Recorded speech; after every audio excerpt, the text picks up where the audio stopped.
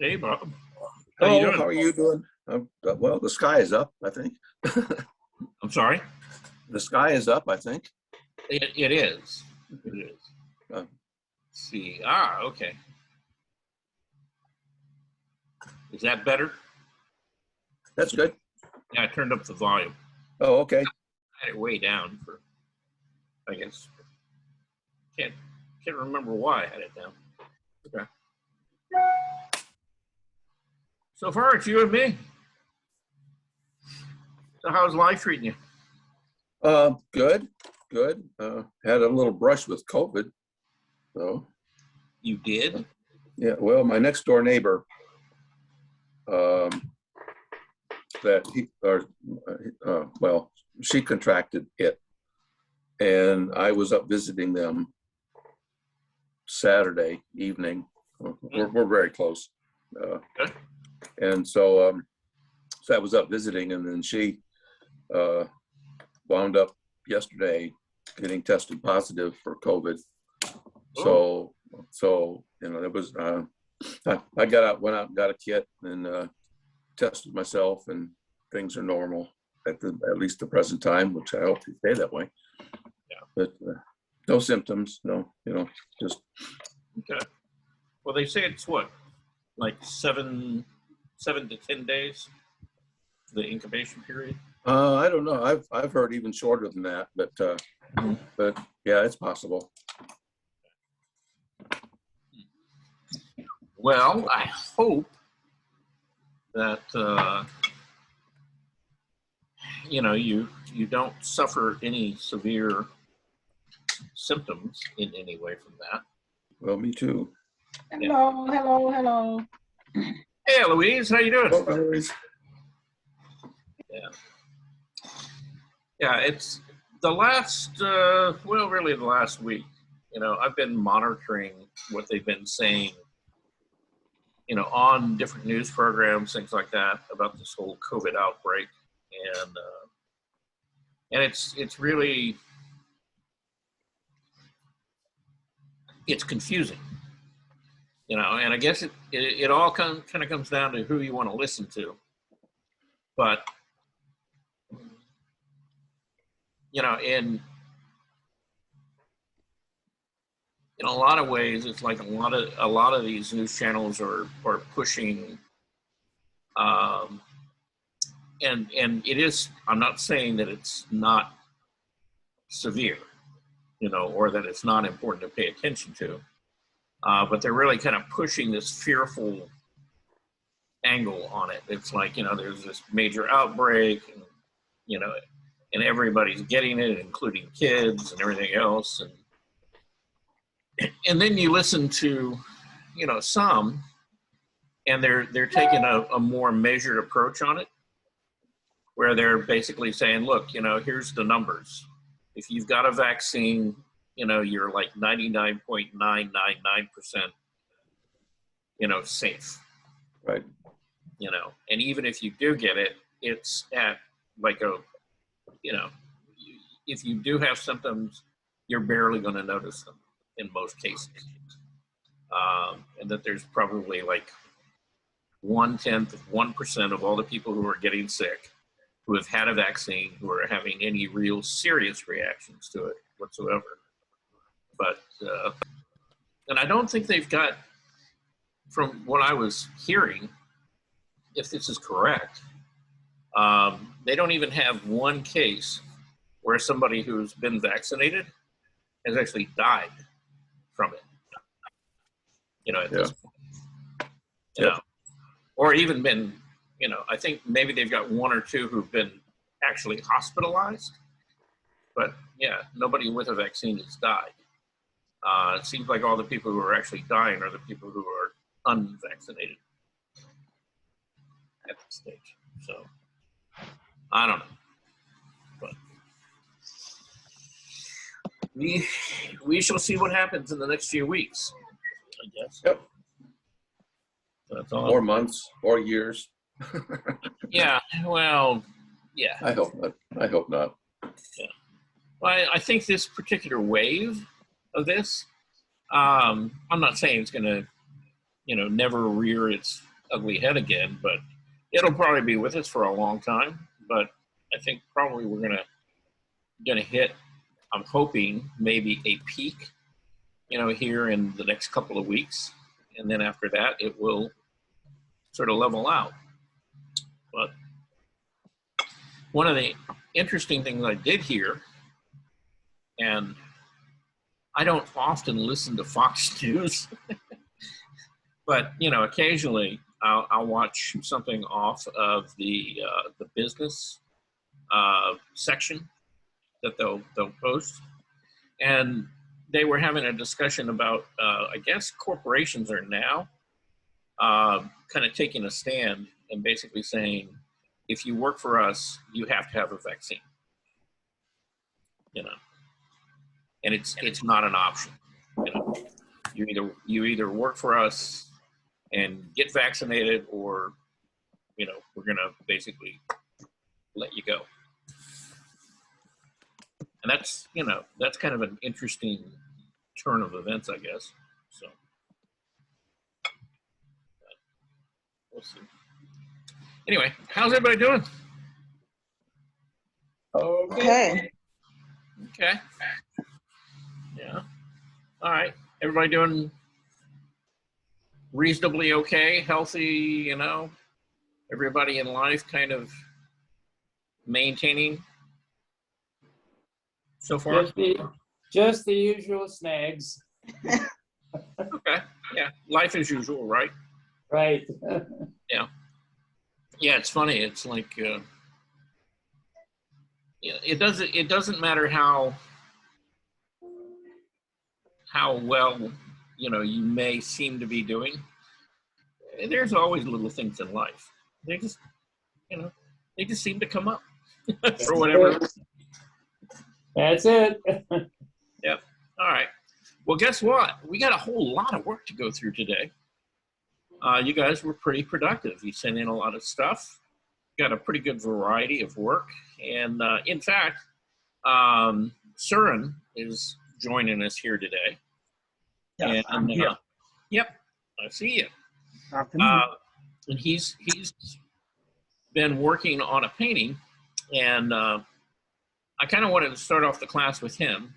He's on a kind of a timeline today, so he may not be with us through the whole class, but what he's doing is pretty interesting.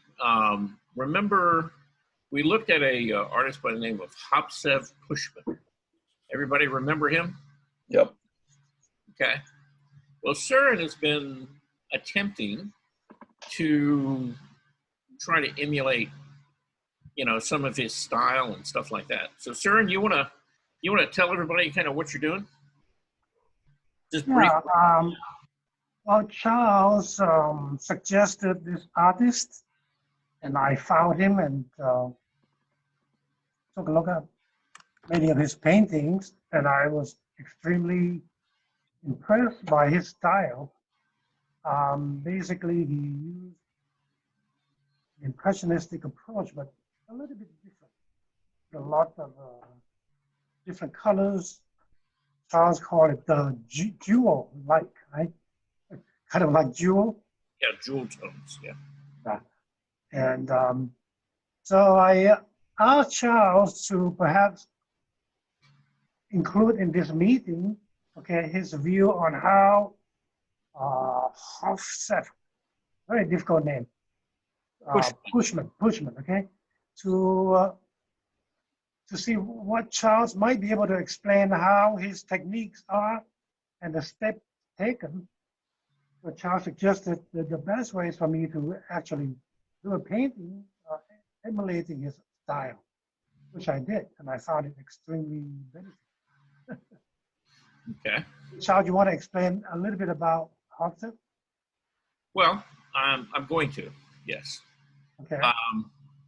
But before I do that, I'm going to go ahead and share your paintings, and then I want you to talk to people, tell them what you were doing, and what you were looking at and thinking about, while you were doing it. Okay. So yeah. I want that to come from you. So, first of all, you want to tell us who this young lady is? My granddaughter, Yeah. And Very pretty. you have two of them, right? right? Yes. Okay. Yeah, you've done paintings of the two of them. You know. I remember her. Uh-huh. Yeah. Yeah, and she does. She has, a really pretty face. You've got nice lighting, in the photograph to work from. And the contrast overall in the photo is really nice. Right. So you've got a good solid piece of reference. Okay. Yes. I think Bob is talking to somebody else. Okay. Okay, we'll mute Bob for a little bit. Okay, so you got good color, good contrast. So you've got a good solid foundation to work with. All right. So you want to explain, I'll start here because I think this is all right. So you want to explain how you started? Yeah, I basically sketch with my brush, and I don't tone my canvas because I thought it's going to be quite multicolored anyway. So with that, and I try to break from my routine by adding more colors in the outline, so that when I putting paint on it, those different colors will show up. Otherwise, I am too attached to using a monotone for the sketching outline. Therefore, each painting that came out usually, to me, is not interesting. I like to have more impressionistic look, like Renoir approach of different color. But now that I found Pushman, I thought his color is even more interesting. And then the texture is very impressive. So what I did was I used overly big brushes and loaded my brush with, a lot of paint, overloaded with paint. So I used thick paint throughout. And then through the process, I found that, it's really beneficial to use thick paint, thicker than you normally think you need, so that it won't dry quickly. You can manipulate thick paint more easily, okay, without messing it up like you normally would. And that Wait, also one thing, is this acrylic or oil though? yeah. Well, we are timid. I had to say that I'm pretty timid about using too much paint in the past because not knowing how the outcome would be. But anyway, after loading with too much paint, I mean really too much. Mm-hmm. I tend to, in the past, avoid palette knife for some psychological reasons. Some European artists used to say that palette knives are for tourists, for painting for tourists, therefore cheap, right? So I had that different notion. But I think if you use a palette knife properly, it would not look cheap. So anyway, I experimented this with a lot of paint, and I used palette knife and big brushes loaded with paint. And then when I apply the form, I come back and then manipulate with different brushes, instead of leaving too much of the palette knife mark, I just brush now. Right. And Now, good question. Bernice asked me, or asked you, is this acrylic or is this oil? oil. Oh, it is oil. Yeah, it looks like Using acrylic, you can have the way, what you call the fluidity like oil, especially when you try to manipulate with thick brush, thick paint. Yeah. My experience with acrylic is that you can do very similar things that you can in oil, but you have to work in a much smaller area, and you have to concentrate, on that area, Right. and really lay in quite a bit of paint and manipulate it while it's still, pliable and wet, which For Well, acrylic, this one is 20 by 24. So Mhm. with acrylic, I think it's probably going to be a little bit more difficult. yeah. Yeah. Yeah. Well, the challenge is, and again, it depends on how you work. If you kind of work slow and methodically, then acrylic is going to set up and dry on you too fast. If you have a good idea of what you want the paint surface to look like, and you're willing to work in small areas at a time, you can get the acrylic to do what you want it to do, but you really have to have a pretty clear vision in your head of what you want this to be like, Yeah. to really make that work. Right. At least that's my experience with it. So I do love acrylic because, it make you finish a painting much faster. And I also loaded with a lot of paint with acrylic too. yeah. Anyway, back to this, I then, would be able to go to the inside of the shape and work with the texture, adding different color. Yeah. So I'm going to go to the next slide here because, now now you've built up the back. No. Charles, go to, this one is a later one. Go to the other one. You mean the one I was showing? No. You mean yeah, this? yeah, that one. This one. Okay. So I use palette knife mostly for this one. Mhm. I thought, it gives you freshness. Although I still think it looked too, what you call contemporary. Unlike Bushman's style, which is very classical type of impressionism. I don't know. It's just very classic looking. Mm-hmm. So I decided to scrape most of my paint out, like the cushion, okay, and probably messed it up. So you can perhaps go to the next. Yeah. Well, I want to say, at this stage, I actually like the paint surface on that, very much. I probably would have left it there. Yeah. Like I said, I think I probably messed it up. Well, yeah. So this is the latest, right? This is the. No, yeah, this one is the latest. Okay. All right. I So like the other one better. yeah. I think looking at the two of them. Well, what's happened here is you've gone back in and you've softened down a lot of the shapes and basically blended a lot of the color together. And so it's gotten a lot softer, right? Now, Because I noticed his painting, the edges are extremely soft. And I try to emulate that. right. So to kind of, do my best to soften all the forms. Mhm. And then I'll come back and kind of refine it. Yeah, well, that's what I was going to say to you. So, the fact that you've gone from this, which was very kind of crisp, had, sharper edges, a lot of contrast, but a lot of activity, a lot of color. And then you've gone back in and you've softened it down to this now,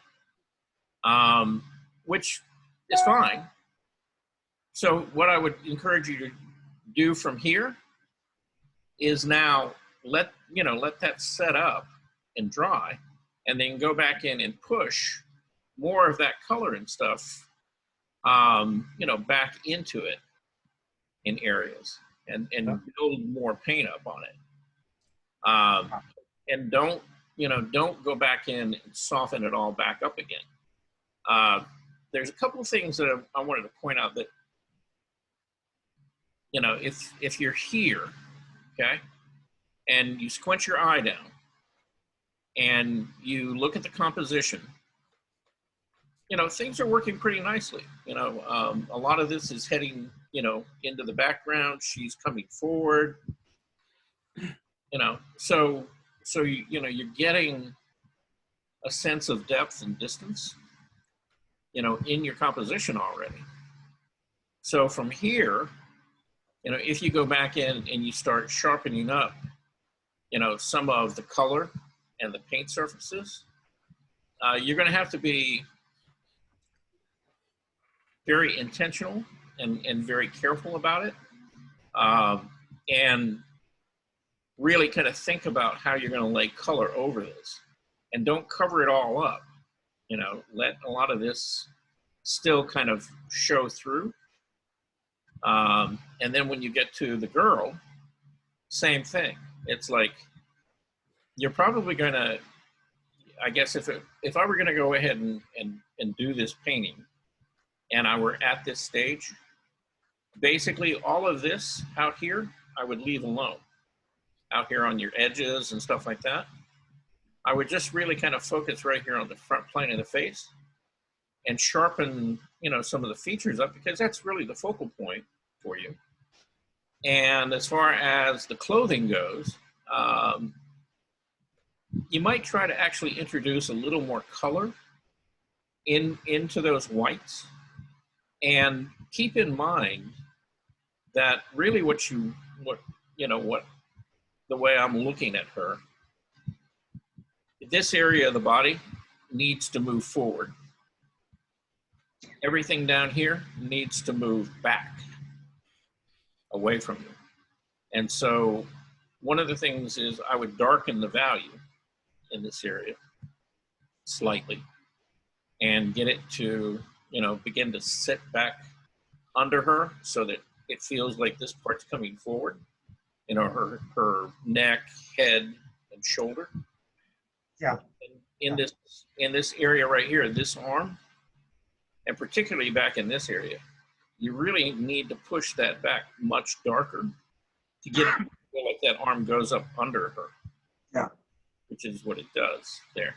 And then you would begin to develop that form, I think, that you're looking for in there. Uh-huh. But you've got some, when you're at this stage right here, like a lot of this stuff right here, Uh-huh. really beautifully done. Nice color and surfaces in there. And you could actually, I wouldn't put it back here, but like here on the pillow and cushions and things like that, you could use more of that direct color and leave some of those, paint strokes and paint surface there without softening it back too much. And that would really, again, begin to move all of this area forward away from this. And then again, keep the edges softer on her, but really focus like here and on this shoulder. And if you, push the values down in this area, I think you'll get where you want to go with it. Yeah. But I mean, you've got a really nice painting going on there. And it's interesting to see the way that you've developed it. And yeah, I'd like to see where you go from here. I think I might have messed it up already, right? No, look, hey, it's paint. You can't mess up paint, because the solution for that is you put more paint on. Yeah. You know? Yeah, I thought I was learning, using this painting as a learning tool for Mhm. an artist. Yeah. I noticed what I was lacking was it's got a very soft, romantic form. Mhm. And it's difficult to do when the paint is too wet. I don't know. Well, yeah, you have, people like David Leffel, who mainly does still life, but he'll do portraits and things as well. And he talks a lot about edges and about losing and finding edges, and that's one of the things that you're kind of struggling with in this painting so far, is what edges to make dominant and what edges to make recessive. And so if I were to give you, I guess, a solution that I would take, it would be, again, I would work on this front plane of the face, particularly here on the left side, and I'd make this area more dominant even than this. And then this shoulder line. Now, that doesn't mean that you need to sharpen up the edge on this. You just need to brighten the highlight. And again, that's going to bring that shoulder and her chest area and this side of her face that's all in light. That's going to bring that forward. My intention is to put some light on her right arm and shoulder, and then on her face, like the photograph. Yeah. Well, Right. if you look at the reference, see, yeah, the light is really like right in here, and a little bit on her shoulder right there. And that's where I would keep it. You know, and see what I was saying about how this arm is much darker Uh-huh. and how it, because of the value, see, it moves back up under her chest. Right now, you have the values in this arm almost equal. Right. You know, Yeah, and it should be darker. yeah, and so if you get darker, it'll move up under her a little bit, okay? See, right now it's kind of flat. And so darker values right in this area would push that arm back up under her. Yes. Yeah. Okay? Yeah, the first painting was a little bit more correct. The first painting. Yeah, that one. You mean in this stage? Yeah, I mean, I liked it at this stage. And, you know, you could have probably left it, you know, without softening it too much. If you had gone back in and, again, just focused on a small area in here and really sharpened that up. All the rest of this, because it is so direct and kind of loose, probably could have stayed the way it was without having to mess with it. Yeah. And you certainly would have had a clearer indication of how you layered and applied color. So, you know, when you went here, you ended up losing a lot of that. Well, I kind of planned to paint over it, okay, but I didn't like that pillow with all this yellow, green, similar to the background. Right here? Yeah. Oh, okay. Well, yeah, I actually kind of like it. And the reason I like it is if you look at, squint your eye down.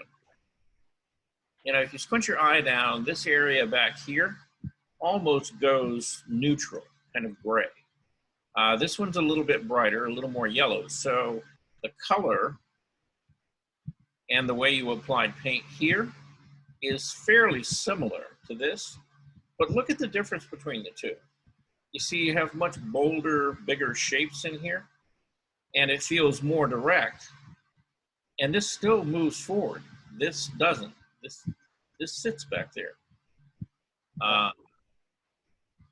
So I wouldn't really have a problem with it. You know, I mean, right now, even the way it is, this still moves back. You know, if I were going to do anything, you know, you could maybe soften really this edge right here, you know, kind of blur that a little bit. And I already did that.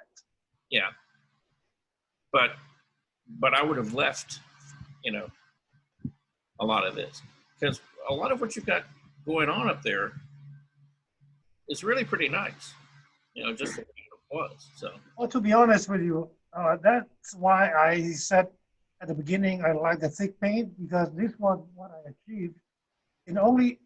This whole thing was done in like 8 hours. Okay?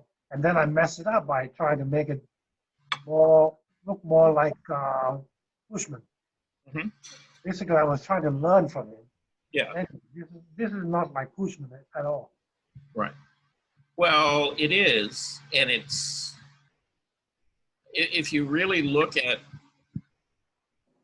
if you really could get close and look at his paintings, you know, a lot of this is actually more like Cushman than this. Yeah. So So that is, to me, that's just a base color. I need Right. Yeah. to do on the whole thing. yeah. So yeah, I would hope to see this again, and I'd like to see where you kind of go from here, you know, and how you add or work, you know, more color into this and really bring the focal point out in the painting right now. Yes, I hope I won't be able to. I mean, I won't mess it up. Well, you know, hey, you know, like I said, it's only paint. You can always put more paint. So, but this was a great exercise. You know, I mean, it really was. It was a good way. I mean, you know, rather than trying to copy his painting, you know, you've taken something of your own, and then you've tried to develop that, you know, with more or less following, you know, his approach, you know, as best that you could work it out. And, you know, I've done that before with different painters, and, you know, I tried to do a series of portraits, and I ended up doing about 7 or 8 of them, and trying to follow, you know, Sargent's approach, you know, to developing the painting and stuff. And they never really turned out looking like Sargent's work, obviously, you know, but, you know, I learned a lot in the process of doing that. And I picked up some things that, you know, I really have kept with me, you know, through the years and still use. You know, so you can gain a lot of really valuable tools through going through, you know, a process like this, Right. and just trying to figure it out on your own. And, you know, simple thing is, you're never going to paint like Pushman, okay? And nobody can, you know. You know, the only person who could do that was him. And the fact is, though, that you can certainly learn from looking at his work, from trying to follow that approach, trying to figure out what he's done. And like I said, you know, it's one of these things you pick up certain skills in your bag of tools, and you use them, and it really has a profound influence on the direction and how your work, you know, turns out in the long run. So, you know, I would keep going with this, and I keep working with it. And, you know, look, you know, you might get this painting to a certain point, and it's like, okay, I'm happy with it. You know, I've learned something from it, you know, and let it be, and then try something else. Yeah. Say, and you know, you're probably not going to figure it out on one painting. You know, you're probably going to figure it out over at least 8 to 10 paintings. Is usually, you know, when I'm trying to, you know, figure out somebody's approach or style or something like that, it usually takes me at least that many to begin to get it even close to really what they were doing. So that's just, you know, that's true for me. You know, if you can do it in 2 or 3, you know, you're a better man than I. So, you know, that's just kind of the way it goes. But again, you know, it's a great exercise doing what you're doing. So keep I consider this as a training. Mhm. I know that I have a potential of ruining it, but I gain a lot from doing it. Yeah, believe me, like I said, I've made a lot of ugly paintings in my lifetime, and I'm sure I'll probably make, you know, quite a few more ugly paintings before it's all over. But, you know, every once in a while, it all comes together. It's like magic, and, you know, you get something pretty nice out of it. So those are the ones you kind of live for. Thank you so much. Anyway, thanks for sharing that with everybody. And Did you get the pictures of Bushman I sent you? I did. In fact, they're in here. They're further up. Before you go away, let's go up here and let's look at a couple of them. You know, we were talking about the paint surface, right? Now, this is one of Pushman's paintings, and you did a really good job at getting a detail and how the paint was layered. and I want everybody to really look at, I'm going to blow this up a little bit, but look at the paint strokes and how, you know, if I had to tell you how he did this, my guess would be that he laid down, you know, probably this violet color as a base, and that color was probably laid over, you know, earlier passages of paint, of which he had put down, and they were directional, and they were all moving horizontal. And he did that to kind of unify that background. But that violet was, I'm not sure what was under that exactly. It may have been a darker version of the violet. And then how he laid that purple paint down on it was he went back in with a fairly dry brush, and he'd scumbled that layer over it. And then after that set up and would dry a little bit, he would work a little bit of this green, this blue-green into it. And again, you know, he didn't lay it down as a paint stroke. Those paint strokes were already there. But he had this dry brush, and he layered some of that green and stuff in over the violet. And you can kind of see where the violet is coming in underneath a lot of that. And again, that's what we call an open paint passage or a broken paint passage. You don't call this glazing the paint, right? He could have put that violet down as a glaze, but a lot of this looks scumbled. You know, and when I'm talking about scumbled, what I'm talking about is those brush strokes, those raised areas were already there. Those were earlier passages of paint. Right. And then after all of that was dry, you know, he came in with a brush, like I said, probably with some violet in it, but it didn't have very much, if any, turpentine or medium in it. And he put it on kind of dry, and he just worked across those, building it up a little at a time. So the under brush strokes were already dry, right? Before he. Yeah, all of this was already dry. Actually, See, and then he used, like I said, it's probably 2 or 3 passages. It looks like he used kind of a bluish violet, probably a red violet, and then this blue-green that he put in here. And he scumbled over this area, you know, multiple times. Yeah. You know, building up the paint. Whoop. So, you know, and he did all of that. And then the last, one of the later things that he did was really come back in here, and he just kind of popped these couple of little leaves over the top of it. And those were fairly directly painted right on top of this surface already. Because notice how, see the paint stroke runs right through these? So that tells you that all of this is very thin paint, you know, that you're seeing on the top surface, and that there's thicker paint underneath. Yeah. You know, same thing with the face. You can begin to see where he layered in, you know, a couple of pretty intense and opaque areas of paint. And all of the rest of this is built up, and it's fairly thin and kind of broken paint passages.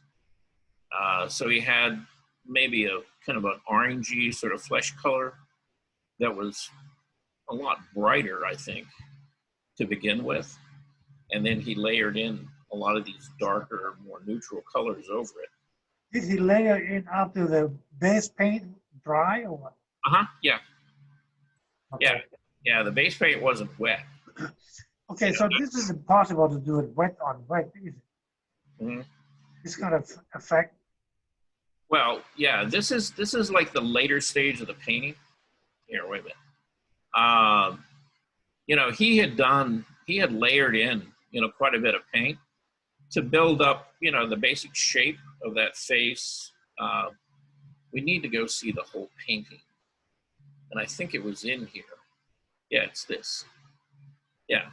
You know, he had layered in quite a bit of paint on here initially and worked wet into wet.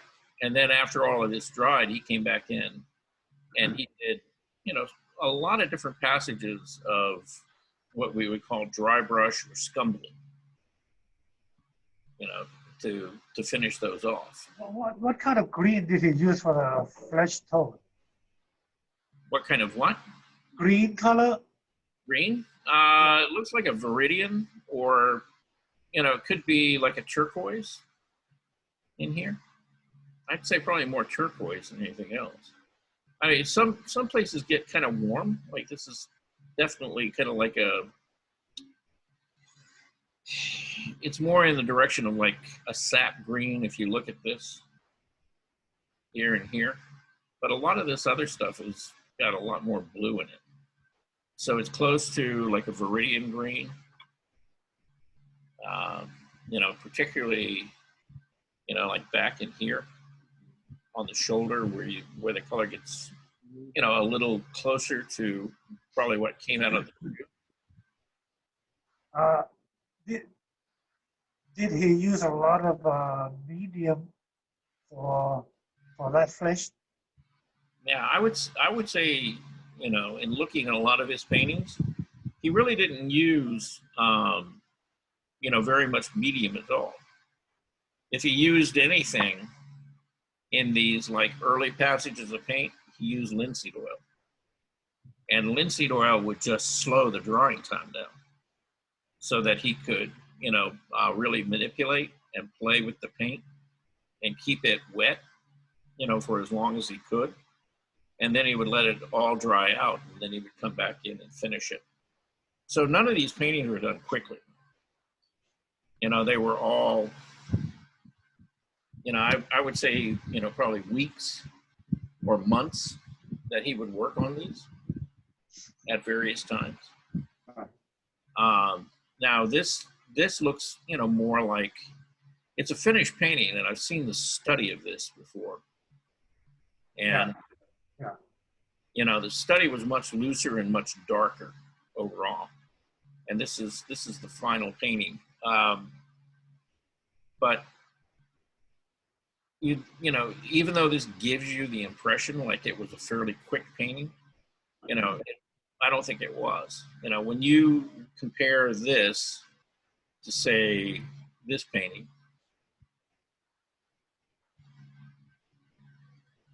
you know, and you look at the techniques and how he laid paint down on it and layered the paint, you know, this he used probably some glazing on, but definitely, you know, he laid that paint in there wet, and it was wet into wet for the most part. And then he began to, after that set up and dry, really kind of scumble in these areas and just layer and build up, you know, the paint very thinly over what was already existing there.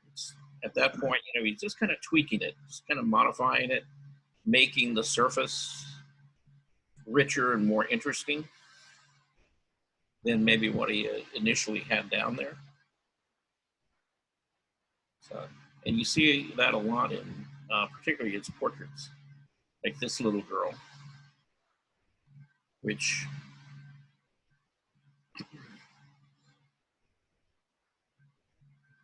when you look at this, you know, you can see where the paint was either laid in very thick and very direct, and or very thin. And where it was thin was here on the flesh tones, and where it was thick was here in the clothing and the background. And so a lot of this stuff went down, you know, really pretty early. And you see this kind of almost sienna sort of color coming through everywhere in the face. That was probably the initial color block that he laid down. And then after that, you know, it was, all of this was dry, or this part was at least set up. Then he started working drier layers of paint over it. Because you can still see like the original base color coming all through a lot of its cooler color that he was layering over it. And so he built, all of that color up in the face, and then the last thing he probably did was come back in and sharpen his edges just in a few places right in Did he use pretty small brushes for the face? there. I would say no. I mean, he was probably working with about a number 4 or number 6 flat, or he could have been working with a filbert, again, about the same size. Probably about a 4 or 6 was probably about as small of a brush that he used, other than, like I said, just, laying in those, really kind of crisp edges right around, some of the edges in the face. And he may have used like a liner brush or something for that. But most of the painting was done with, fairly, medium size to larger brushes, would be my guess. Yeah. Well, I tell you what, it's incredible. Yeah. It's- Well, what you don't see is if you look at this face, and then you go to somebody like Bouguereau, and you look at the paint surface, they're very different, And in Bouguereau's work, even though he blended everything out and it was like super, super smooth, you can still every once in a while get hints of, Bouguereau used a small brush. He probably used like a 1 to like a 0.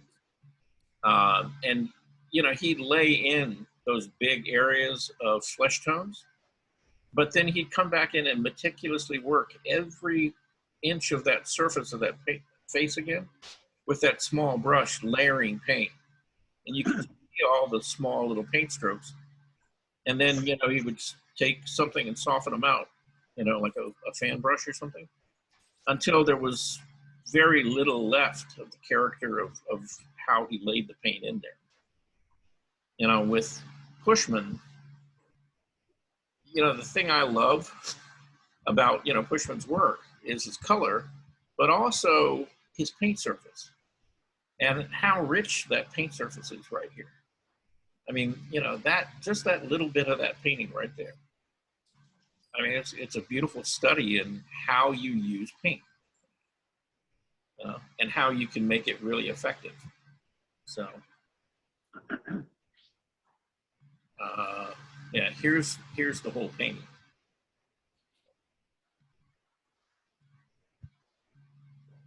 Let's see if we can, yeah. So there's the whole composition.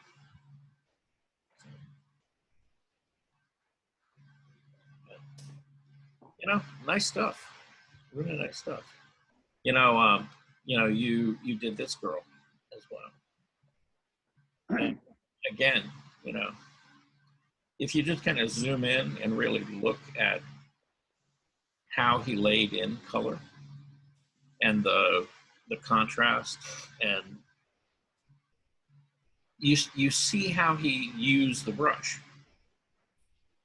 See, he didn't try to hide that. He didn't try to cover it, or do anything really tricky with it. He laid it down, and he might go back and soften or modify it a slight bit, but he still made it look like paint. And that's kind of the beauty of it is, you see it this way, and you see how he went about the process, and then you pull back out, and it all comes together, and it's a girl sitting there. So it's that illusion of creating an image there, and she's there. So anyway, all right. Anybody got anything to say about any of that? Comments? Beautiful. Hey, Gene, you made it. Yay. If they make it in the afternoons, the mornings are very difficult. Okay. All right. All right. So let's, you know, now we got Surin, okay, out of the way. Let's look at Bernice. And Bernice, you talking to me, girlfriend? Yeah, I'm here. Okay. All right. I got something to say to you. Uh-oh. Well, it's not uh-oh. It's actually a good thing. Okay. I like what you're doing. Okay. Yeah. I like what you're doing. You're headed the right direction. And you did a whole series of these gesture drawings, right? Mhm. And where did you get these images from? Is this off of Croco? No. It is off of a gesture site though. Uh-huh. Okay. All right. Yeah, and see they've found that long line for you. Right. He found it for me. That's right. Mhm. Yeah, and that's good. I mean, it's hey, you know, it's good that you're looking at stuff like that and you're understanding how they're approaching and in kind of laying out the movement. Mhm. Of finding that long line that I keep talking about, right? Right. And you're translating it fairly well. Okay, fairly well. Now, Let me tell you about that one. I Okay. was having such a hard time getting the line where I want it to be, even though they were giving it to me. So what I had to do was rather than try to do a 2-minute drawing or whatever, Uh-huh. I just took time and did everything. Like they showed a line for the hips and not for the torso and the shoulder and the leg and everything. So I had to go through all of that just to kind of figure out where I was. And I actually had to draw a line down the middle so I could see where the head was in relation to the, I guess it's on my right from this way, in relation to the right. So I thought if I just did that nice and slow, and then the next one I did like that, I tried to do it in 2 minutes. Okay. All right. Well, and here's the thing. On this one, you didn't really leave that long line in there, Oh, and you could have. Again, if you would have done this like in 2 minutes or whatever, it's fine. You made a longer drawing out of it. But in making a longer drawing out of this particular drawing, right, you still kind of miss the angle of the shoulders and how they line up, and the angle of the hips. well, tell me about the angle of the shoulder. Well, from where the point of the shoulder, if you drew a line straight through the points of their shoulders, right, Mm-hmm. that would have kind of set the angle up, and it's pretty much so level. Oh, okay. But then you look at the hips, and the hips are not level. Say, the weight, see, the hip is higher on this side, lower on this side. See, Oh, okay. and it's what we call contrapposto. See, the hips and the shoulders, It's called who? contro, Contro. CONTRO. contra, Okay. Posto. Okay. Okay. And basically, what's the whole idea is that the human body, everything is connected. Okay. So you can't move one part of the body without affecting the other, right? Because the body is always, no matter what we do, the body has to find a place where it's balanced, right? Otherwise, we'd be falling down a lot every time we went up and down a pair of stairs or walked across the room. So, see, the body moves in unison, right? Mhm. And so what the shoulders do, however they're tipped, is going to affect the hips, right? Oh, okay. Okay. And in this case, the shoulders seem to be fairly level. You have actually tipped them more, Mhm. like this. Yeah, Okay. yeah, I see mine. Yeah, on the left side, mine dropped down a lot. Uh-huh. Yeah. Mhm. Right. Okay. And the thing is actually that in looking at your drawing, I like your drawing better than I like the photograph because, again, see the way these angles work. See, it's a little more extreme. So there's a little more movement in your drawing than is actually present in the photo. Okay. Okay. So, I appreciate that. all right. So, and here, you know, it's the same pose, right? Yeah. And so you see how you're beginning to kind of construct the drawing. Okay. Mm-hmm. Here's a different pose. See, now this one was a little bit tricky because it's like, okay, how do you get that leg to bend and move back, right? Right. And what does the shape do? See, you kind of got it, but not really. Okay. Yeah. But you're, again, you know, you're beginning to understand, you know, that whole idea of getting that long line in there. So, you know, you're making some progress, right? Same Right. thing. See, you found the long line. See, this is where all the weight is, you know, on this foot, because this one's up in the air, right? Mhm. Now, notice if you took and you drew a straight line from where the foot is all the way up to the head, notice how the head and the foot are lined up. Mm-hmm. The head is over the foot. Right. Yours isn't, see, quite there. That, Oh, okay. Mm-hmm.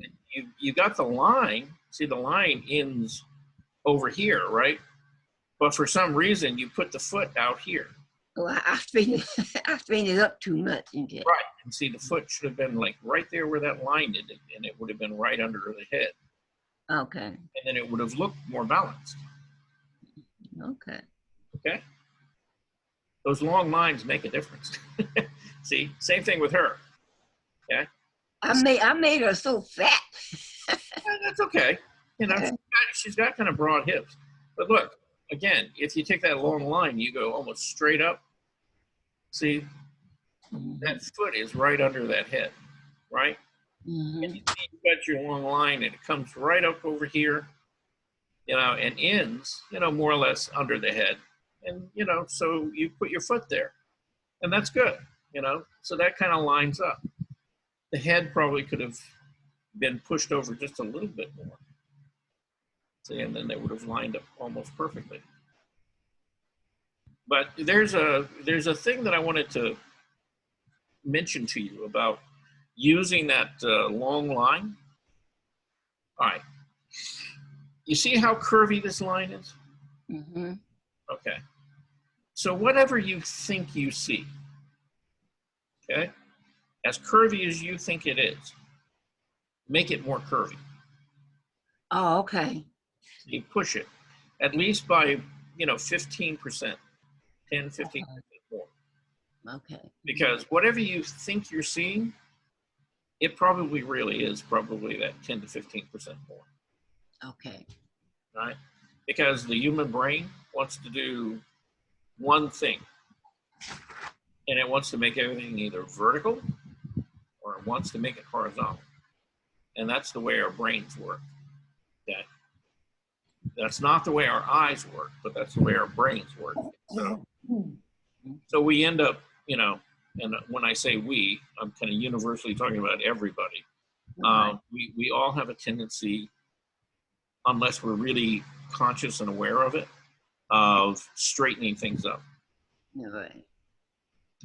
And sometimes you got to stop yourself and really kind of think about that. Because, you know, hey, I do it. You know, I catch myself doing it all the time. And it's like, no, better push that just a little bit more. Okay. Charles. Yeah. I don't understand about that. That red line is indicating weight distribution or something? No, it's the long line. It's capturing the gesture or the movement of the pose. That's really what it's for. And remember what that gestural line is for is it's an interpretation of the movement of the body, the direction it's heading in, but it also sets up a foundation for how big the drawing is, how big the figure's going to be overall on your page. So you know if this line ends there, then you know that your feet aren't going to end up way down here. So you're building that figure all those proportions, based on that initial line that you put down there. Does that make sense to you? Not too much. Not yet. Not yet. All right. So let's look at this pose. Okay, what is she doing? She's kind of squatting. Yeah, she's kind of squatting, and she's got that arm back and that tennis racket really right over her head, right? Right. Okay. And so if you look at this pose and you're looking for a long line, now the one that Bernice more or less picked was starting here at the top of her head and kind of going right down the center of the torso, right? And then out to the knee and out to that foot, right? And then I made the left foot too long. Yeah, you lowered it too much. Yeah. The head too small too. Yeah, I know. We could get picky about proportions and all that. But, I'm just talking about the movement, okay? So her first initial response was a good one, Now, again, she could have pushed this, curved it about 15% more. Incidentally, I chose that one because it was just a picture. And Right. So I just tried to say, I'm going to try to find the line myself. Right. And you did. You did. And you made a good choice. Okay. What I had said earlier was you could have pushed it about 15% more. Okay. Could have, see, the head could have been actually really, and probably should have been like over here. Oh, okay. See? And that would have had more of a curve. And if you look at this foot and you come almost straight up, you see it comes right to the back of the head, right? Yes. I see that now. I didn't see that then, but I see it now. The back of the head would have been over here, where the cursor is. Okay, and that would have given her more movement overall, right? Right. Mm-hmm. Okay. So it's a little thing, but it's a big thing at the same time. Her body should have been shorter too, shouldn't it? Because she's squatting. Her waistline and her torso should have been shorter, shouldn't it? Well, not. Yes, I mean the proportions that you put in there. Yeah, you stood her up more. Okay. Yeah. Mm-hmm. Yeah. Which means, okay, that the problem wasn't the long line. Okay, you got the movement in it. That part you did right. Okay. From there, then as Jean pointed out, yes, the head could have been bigger. So the head could have ended like here, right? Mm-hmm. And then the shoulders, see the shoulders have that angle to it, right? Mm-hmm. You can see the angle of them. This shoulder is lower than this one, right? Mm-hmm. And then the waist, see the waist again is still tipped at an angle right here. And if you would have left the waist right where you have it, right, that would have divided that upper part of the body, up pretty proportional to what we're seeing. And then from there, you have the upper part of the leg. See, you've got this side long enough, right? And again, look at what the knees do. From the point of this knee to here. See, instead of being at an angle like this, it's actually the opposite. See, this kneecap is actually a little bit higher. Oh, okay. Okay. And you've got the length in here, but then, and we've talked about foreshortening before, where you have to kind of break one shape over another. Mm-hmm. See, and that if you would have brought this and kind of closed that off where the knee is, see, kind of like a rectangle, Mm-hmm. By bringing that line across right there, that would have told us this upper leg is in front of the lower part of the leg. Okay. Mhm. See, and the same thing is true here. The other leg, yeah, they're both behind the knee. Yeah, they're moving backward. Under. Right. See, and so we got to find some way to push those back. And there's a couple different ways you can do it. You can look for where that line breaks from the outside across, and then you can also do it with value, right? So if I would have broken that line right there, then I probably would have taken and I would have just made that darker underneath there, and that would have told everybody, okay, it's up under her body, Right. it's moving away from us. Okay, Okay. and then look at where the feet are. See, again, you're right. So you drop this one down too low. It was doing something more like this. See, so there was an angle there again. So you've got one angle moving this direction. You've got the kneecaps moving this direction, right? You've got the hips moving again at the opposite angle, right?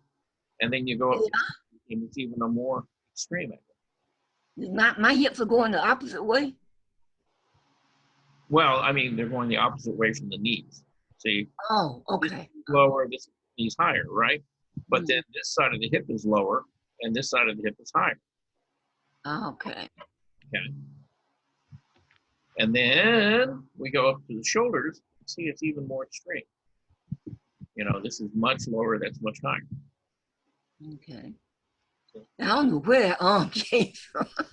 The arm is almost at the bottom of her chin, and I got it way down that. Yeah, but you see, if you would have made the head bigger, see, then it would have been down there by the chin. Mhm. That's that proportion. See, because the shoulders would have been lower, Right. you know, down here where the arms are, right? Okay.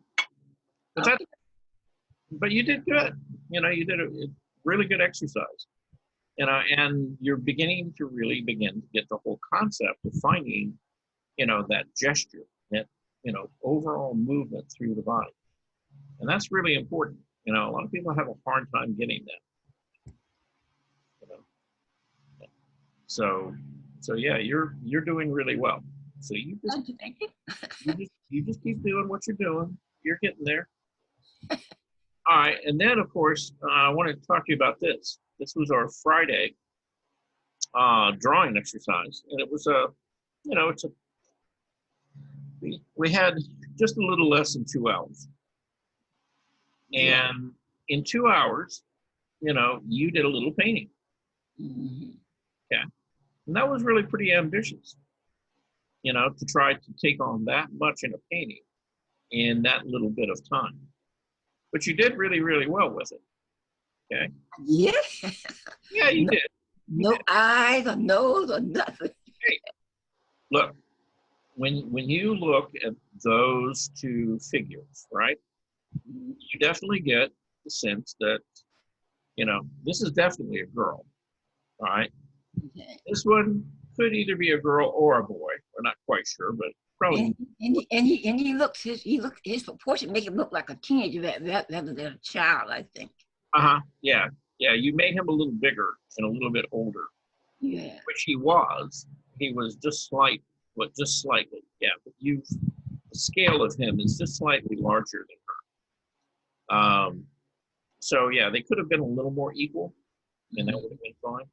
But still, you know, for the time you had to get the two figures in there and get a background and to get an indication that there is a building or something back behind them.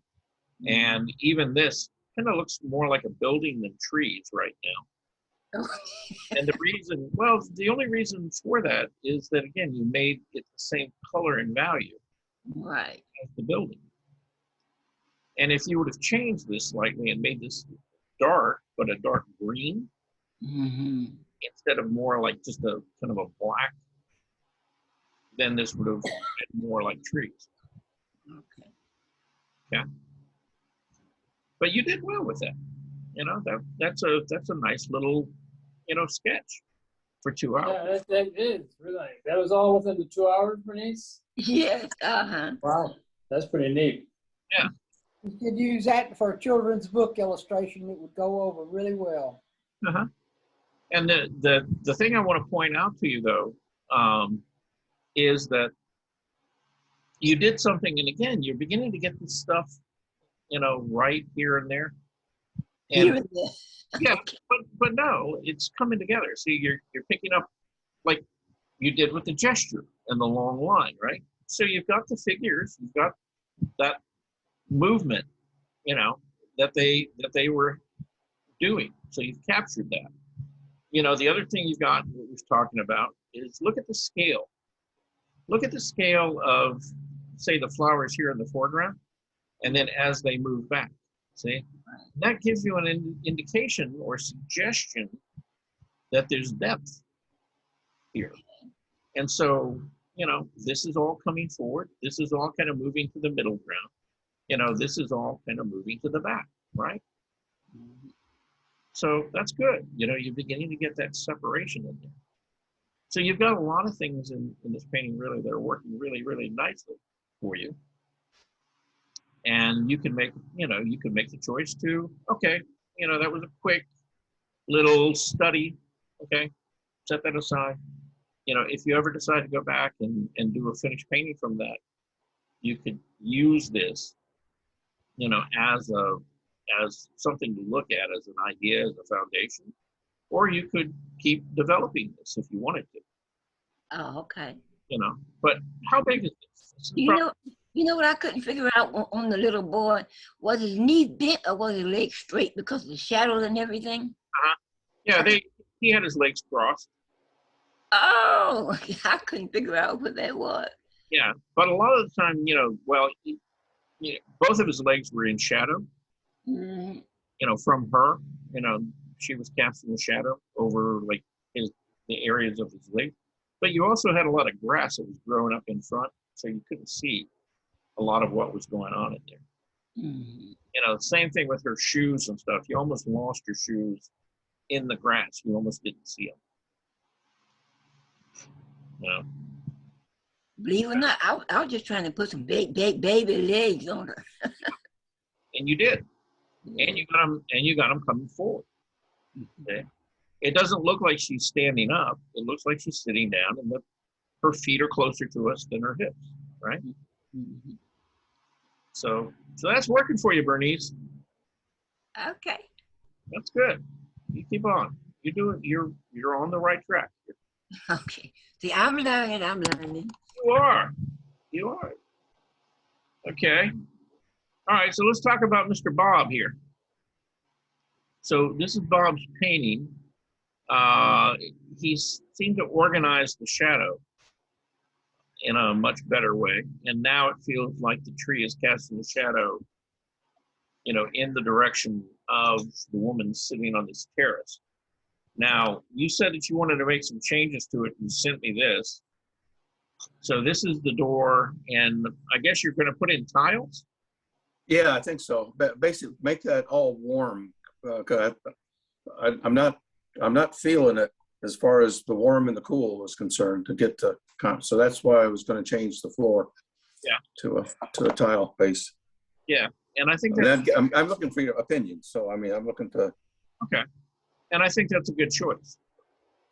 For one, it will give you an element that will, because if you do it right and the way that you did it in the drawing, if you copy that, right, the tiles are bigger at the bottom than they are at the top. That's going to give you something visually to tell you that surface is laying down and moving away from you, and will set up that sense of distance that you kind of need in the painting right now. Mm-hmm. Yeah, my single perspective point is probably over to the right and up above the tree. Basically, is where you can see where the straight lines are if you probably look at the tree. So that say it's up off the page a good ways, but yeah, because the tree was going to be like over here, just off. Right. Right. Yeah. So here's one thing I want to caution you about, though. Okay. You could probably get away with, you know, making these lines, particularly out here, a little more extreme, which would make your tiles on this back row a little bit smaller, Oh, okay. give you more contrast inside between what's close to you and what's further away. Okay. Can I ask something? Sure. If you go to the painting, the door jamb or the door outline is the same color as the floor, and wouldn't it be a different color? I mean, either to push it, not only to push it back, but it wouldn't be the same brightness as the front. Or am I getting deceived here? No, you're right. You're right, Gene. Basically, that's why I wanted to soften that door a lot to get it pushed back into the building more, because it's almost like the door is dominant in the picture, and I don't like that. But it looks like it's the same color, and it's just like you mute when you, I know in landscapes and everything, when you mute the colors, it goes more in the background. Right. But the door doesn't go in the back with the building. No. Well, Right. the reason for that is that blue right here, that is by far, other than maybe the yellow right here, probably the most intense Right. color on all of the page. It But really you is. can see he was changing the door and below the floor in his drawing, you know. Right. And so, you know, the color of the ground, you know, I've always kind of wondered why he made it blue, but you can, that's fine. But, you know, the color here was softer and more muted, Yeah. and the door is so intense. And so it really, it's fighting, it's flattening the painting right now. Because Well, from the ladies, you know, from your center of interest, I guess. I'm trying to get there, Gene. I really am. so, you know, if he softens this back, Yeah. and, you know, he puts in those tiles, Mhm. and I'm assuming, and maybe incorrectly, but I'm assuming that you're going to make those tiles about the same or similar color to the terracotta tiles on the roof. Is that correct? Correct. Yes, sir. Yep. All right. So the thing I would caution you about in there is use a lot of the same colors and values that you do have in the roof, but just make sure that some of the color is a little more intense at the bottom here Okay. than it is back here or in the roof, Okay. because back here and the roof are about the same distance away from us. Right. And both of them are getting a lot of sunlight. So some of your colors are getting a little maybe too intense over here. Even Okay. so you can soften, just gray those back a little bit. And you can do it with a glaze, you can do it, you know, lots of different ways. But yeah, just take the intensity of this down a little bit, but then take those very same colors and contrast and bring them up here. Okay. That's where you can use them. Is this acrylic or oil? This is oil. Right now, I'm letting it dry so I can Yeah. work on the tiles, because that tile terracotta looks terrible over wet blue paint. Yeah. It turns green. Did Yeah. you work on the shadow of the tree more? Yes, I did. Yeah, I think it enhanced it a bit. It looks more believable now to me. Yeah, I shrunk the trunk also. Yeah, I think you could shrink the trunk a little bit more. You Okay. know, for a lemon tree, that's a pretty sturdy trunk. Oh, it's a lemon tree. Oh. Now, I'm going to suggest something to you, okay? All right. When you lay in that terracotta tile, that blue shadow that you have falling across here, Uh-huh. I wouldn't completely get rid of that. Okay. And the reason I wouldn't is that it's almost a direct complement to the Right. color in the terracotta, Right. and it will really keep the painting a lot more active and lively if you don't lose that blue. Okay. And Well, what I probably will do is I will turn that ground area white, and then I'll put the terracotta on top of that, and then I'll redo the blue on top of that. Because you kind of want the terracotta to kind of be over the top of it. I mean, underneath it rather, of the blue. Yeah. So that's what I'm kind of thinking about doing. okay, can I make a suggestion? Absolutely. Okay, I wouldn't do it that way. Oh, okay. Okay, here's what I would suggest, is that you start off very thin, okay? You take the terracotta color, you thin it way down, and you put a couple of glazes, and you know, when I say a couple, I'm saying 2 or 3 glazes of that terracotta color over your blue here, Mm-hmm. over the whole thing, right? Okay. And you get this shadow to where that blue is still showing through, but you got just a little hint of that reddish or orange color in it. Right. Let that, you know, you don't have to even let it dry, okay? But yeah, once you get those glazes on there, then I would take that same terracotta color, I would make more of it or make it thicker and opaque. And where the shadow is not, where all of this tile is in light, I would paint that terracotta color in opaque, you know, all up in this area. All right. And that would get you, you know, the terracotta color. If you make that opaque, you're not going to see this blue coming through it. Okay. But you already got this shadow that's already in place. That's it. And there's no sense in painting all this out and having to go back in and repaint, right? All But right. by making this opaque, see, then you've got, you know, the color that you want. And you may have to go over this maybe twice, maybe 3 times to really get the terracotta color where you want it, you know, because you do have the blue underneath. But I would take that approach rather than painting all this out. Okay. And just keep in mind that the terracotta color here, because this is all in sunlight, is Right. all going to be, you know, pretty light. You know, it's all going to be, you know, kind of like up in here. You know, these kind of pinky reds and you know, lighter values. Okay. You know, because you want to say it's in sunlight, right? Yep. And then after I got all my blocks of color in, then I would worry about, you know, my perspective lines, you know, actually Okay. indicating, you know, where the tiles are. And, you know, when I was doing that, I would not draw a line from here to there, you know, break it. Where is that? Where's your cursor at? Well, you know, as the line's coming forward, don't Right. make a straight, solid line.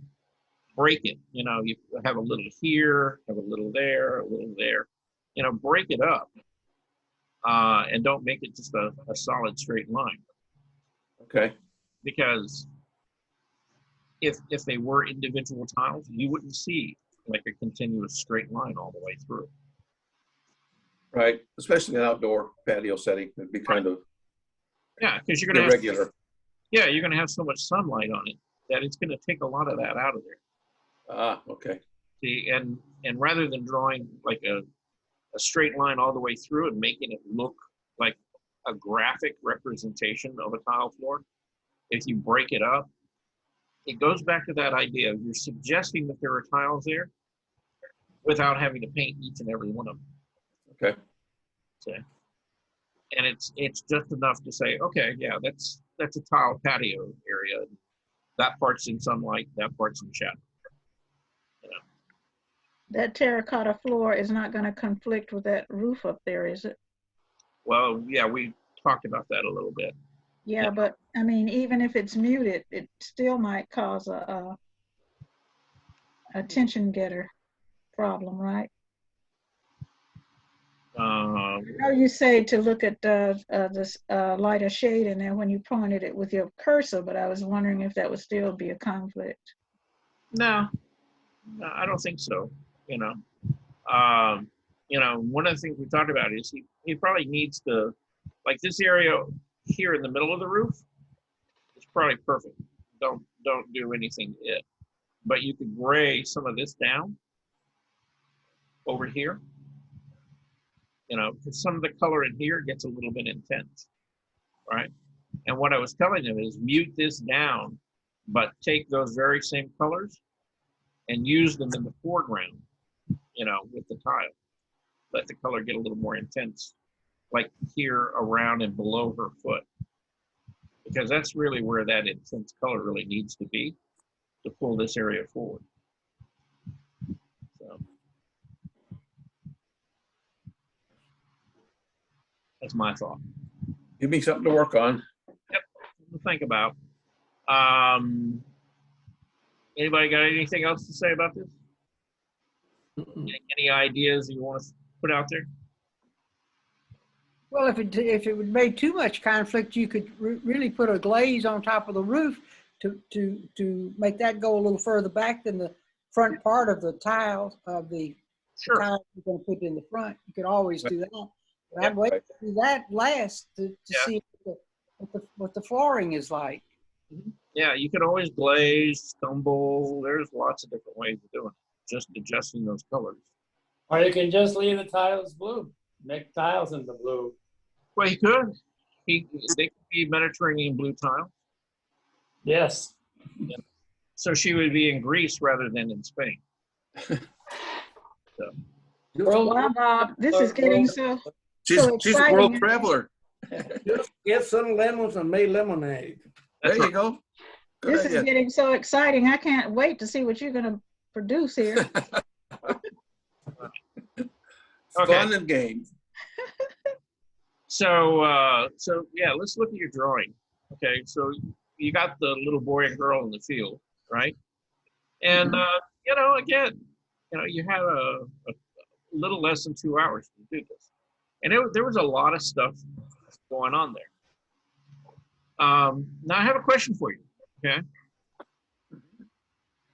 you have this blade of grass or whatever going up here, and it's like, why did you choose to put it in front of the boy's face?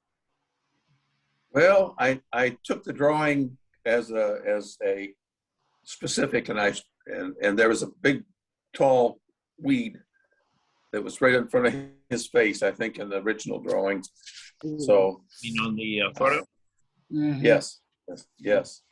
So I should have left it out. I agree. Yeah, I would have edited that thing. Anytime you look at a piece of reference material, that's what it is. It's reference material. You can always make different choices, Yes, and I have a trouble telling myself that. Okay. I will try, and all of a sudden, well, that's what the picture is. Okay. And then I slap myself around and say, Bob, you silly boy. All right. Well, yeah. My suggestion would have been, leave it out. Yeah, you didn't need it, or move it. Do something different with it. The idea of having these taller stalks of grass and stuff in there is fine. But yeah, if it covers over kind of the focal point, it's like, do something different with it. Change it. Bend it. Use your, get out that artistic license, dust it off, and use it. Okay. But again, it's a nice drawing. You got the figure sitting there. They both feel like they're sitting on the ground. They're not floating or anything like that. Her legs are coming forward. You get the idea that his legs are crossed or whatever, and he's sitting slightly behind her. The scale of the building in relationship to them pushes that back. That's fine. You got the tree line. And so, it feels like, a pretty natural feeling landscape. And you got a little bit of color in there. Now, did you Were you using like pastels or something on that? No, it's color pencil. Color pencil. Okay. Yeah, it almost has like a kind of a grainy kind of pastel look to it. You know, particularly. The paper's pretty coarse. So Okay. Yeah, but it's got that kind of pastel-y feel to it, which is a good thing, by the way. yes. All right. Yeah, about the only thing, like I said, that I would have done differently here is I wouldn't have put that big blade of grass in front of him. And then the other thing is, I probably would have tried to keep the faces of the kids a little bit lighter overall. Well, what I did, which was, I didn't think about the color pencil until late, and I had already put graphite down, and I was trying to get rid of the graphite because both their faces were done in graphite first, and then put some color on, and it just got muddy looking, and then 2 hours got in the way. Yeah. Now, a way around that would have been you could have used the graphite for any of the shadow parts of the face, and then just use the Prismacolor or the color pencil really where the lights were. You know, and separate. Okay. Yeah, because trying to work the color pencil over the graphite, they blend together and they get kind of muddy looking, which seems to be kind of what happened there. Okay. Yep, they sure did. No doubt about that. Okay. But again, you know, still, it's a very nice, solid drawing. Right. Thank you. All right. So then let's talk to Eloise. Here's Eloise's drawing. Okay. And it's a very nice drawing. Yes. Now notice, okay, as we go through these, and this, I'm not, you know, picking on this one particular one, but I want you to notice how people interpret the same subject and how the way that one person interprets it versus another, that they have a very different sort of mood or emotional feel to it. See? Because when I look at Eloise's drawing, and then I look at Bob's up here, there's a different mood going on there. They get the point on a different location. Yeah. Well, it's not just the location.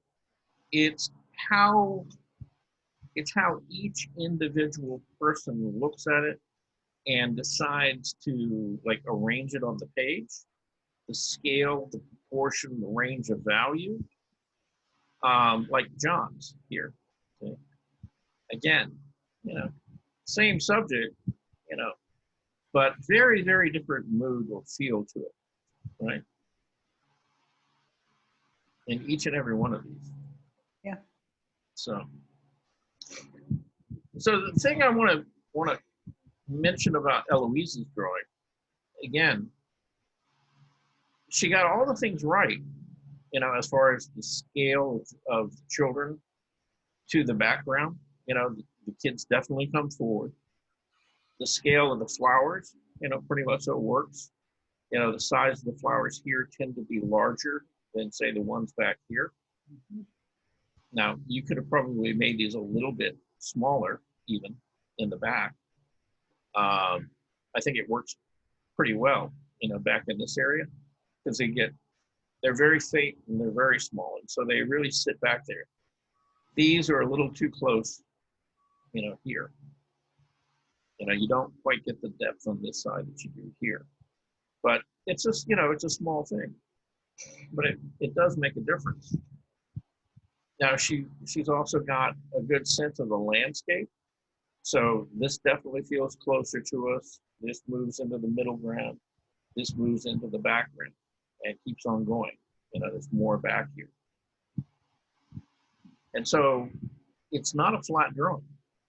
You know, it actually works really well to lay that landscape down and to move it backwards, you know, from way back in the distance up to the foreground.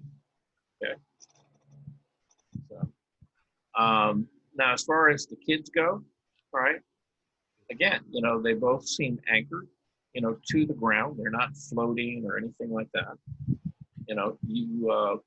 You begin to lose the shoes and things into the grass and the legs here, which is what we were seeing, what was going on. And you got the gesture of the poses and kind of the feel, pretty much so.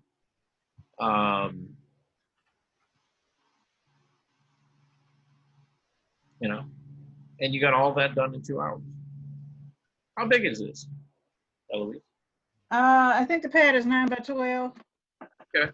So not a real big drawing either. Okay. And one thing I want to compliment you on is you see the expression in the face of the kids.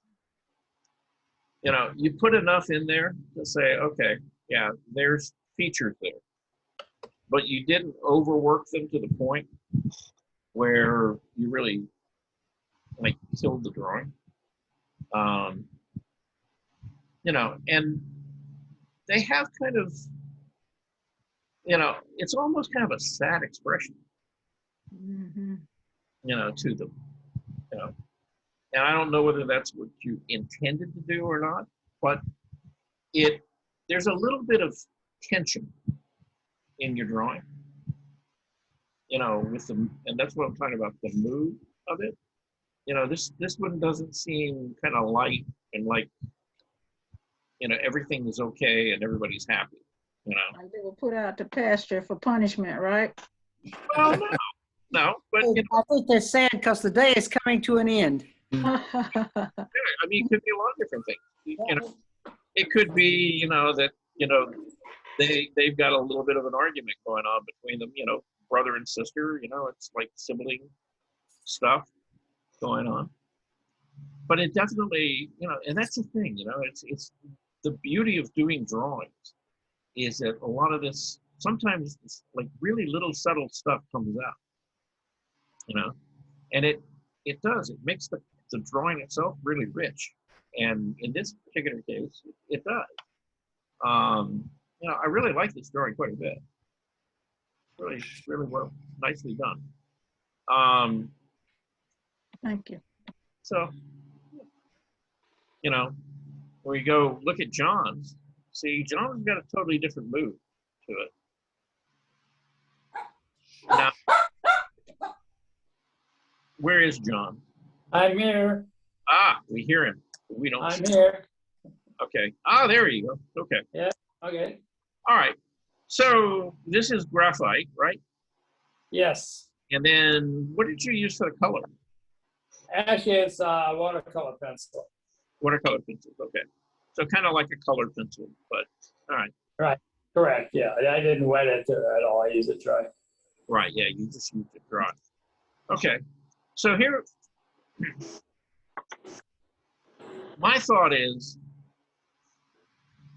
and I'm not opposed to putting color, into drawings and stuff like that. But you kind of overdid it. Yeah. Once I saw it, I agree. Yeah. I don't have anything in a white, and my eraser didn't pick out enough of the graphite to indicate the sunlight. Uh-huh. And that's why I started with the yellow, and then when I had it all in there, I agree. It's got a little overdone. Okay.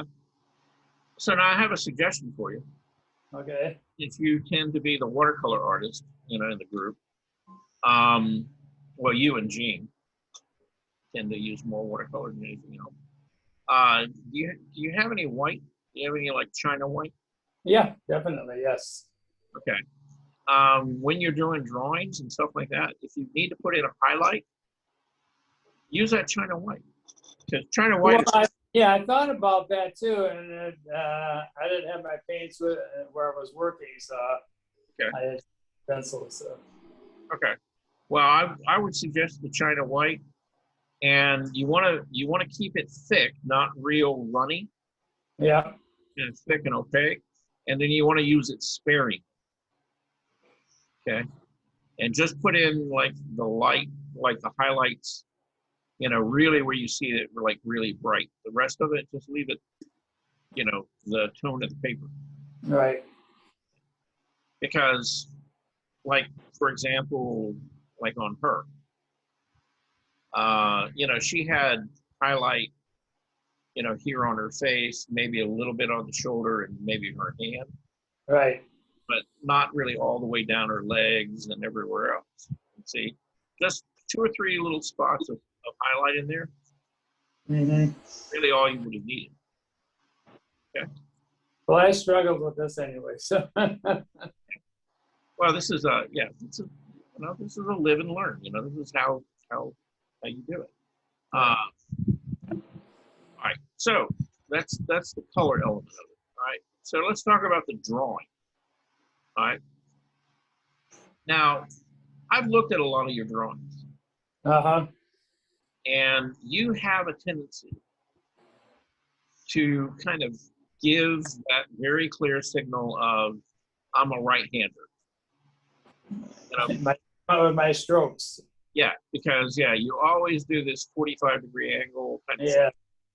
And so what I want to do is actually compliment you in the fact that in looking at like how you laid in the grass and even some of the basic tones and things like that, you were a lot more conscientious about the direction. Okay. Yeah. And you got more variety in this drawing than just about any drawing I've seen you do so far. Okay. So a lot of that, so there's a lot of stuff in here that's really working pretty nicely for you. You're also apparently using the side of the pencil more rather than. Right. So you're beginning to get more variety in what's kind of soft and those sharper edges. And so, again, you're picking up and getting a lot of the basic vocabulary and skills that you need. Okay. You just need to keep working with it, refining it. So, I mean, there's really a lot of nice things going on here. And so I want you to be aware of that. Okay.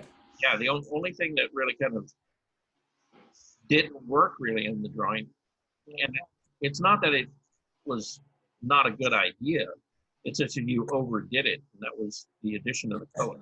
Right. That's why if you notice over on the horizon line, there's a little bit of yellow on one side, a little bit of orange on the other. I thought it might have sort of pulled it off away from the figure. It didn't. Yeah, and it didn't work out quite so well. No. Yeah, hey, again, we've all been there. We've all done stuff like that. Okay, so but overall, I mean, there's a lot of nice stuff going on in this drawing, and so hold on to that. Keep working. With the tools and using the variety that you're beginning to build up. As a way of making marks and hard and soft edges, things like that. Mm-hmm. Those are things you want to hold on to and practice more in your drawings. So, don't lose that. Okay. Thank you. All right. And then, of course, we have Hopsev, who is not in the class. Okay. Did Jackie Lattimore ever make it here? She tried to get in earlier today. I don't see her. Oh, Jackie, are you here? I thought I saw her earlier. Did you? Yeah. I don't know. Anyway. All right. Well, she's not here now. And Lady is not here. How about you? In a few days, like a week. Yeah, I haven't seen her in a couple of weeks yet. How about June? Is June here? I'm here. Yay! There she is. Okay. Oh, you're the purple flowers. All right. Okay.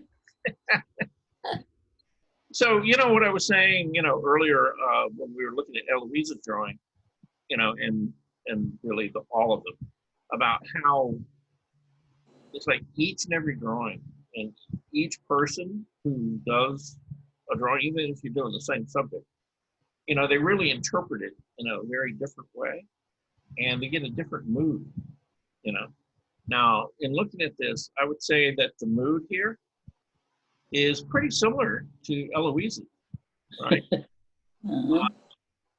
But you know, when I look at how the drawing was done, now you were using colored pencils, right?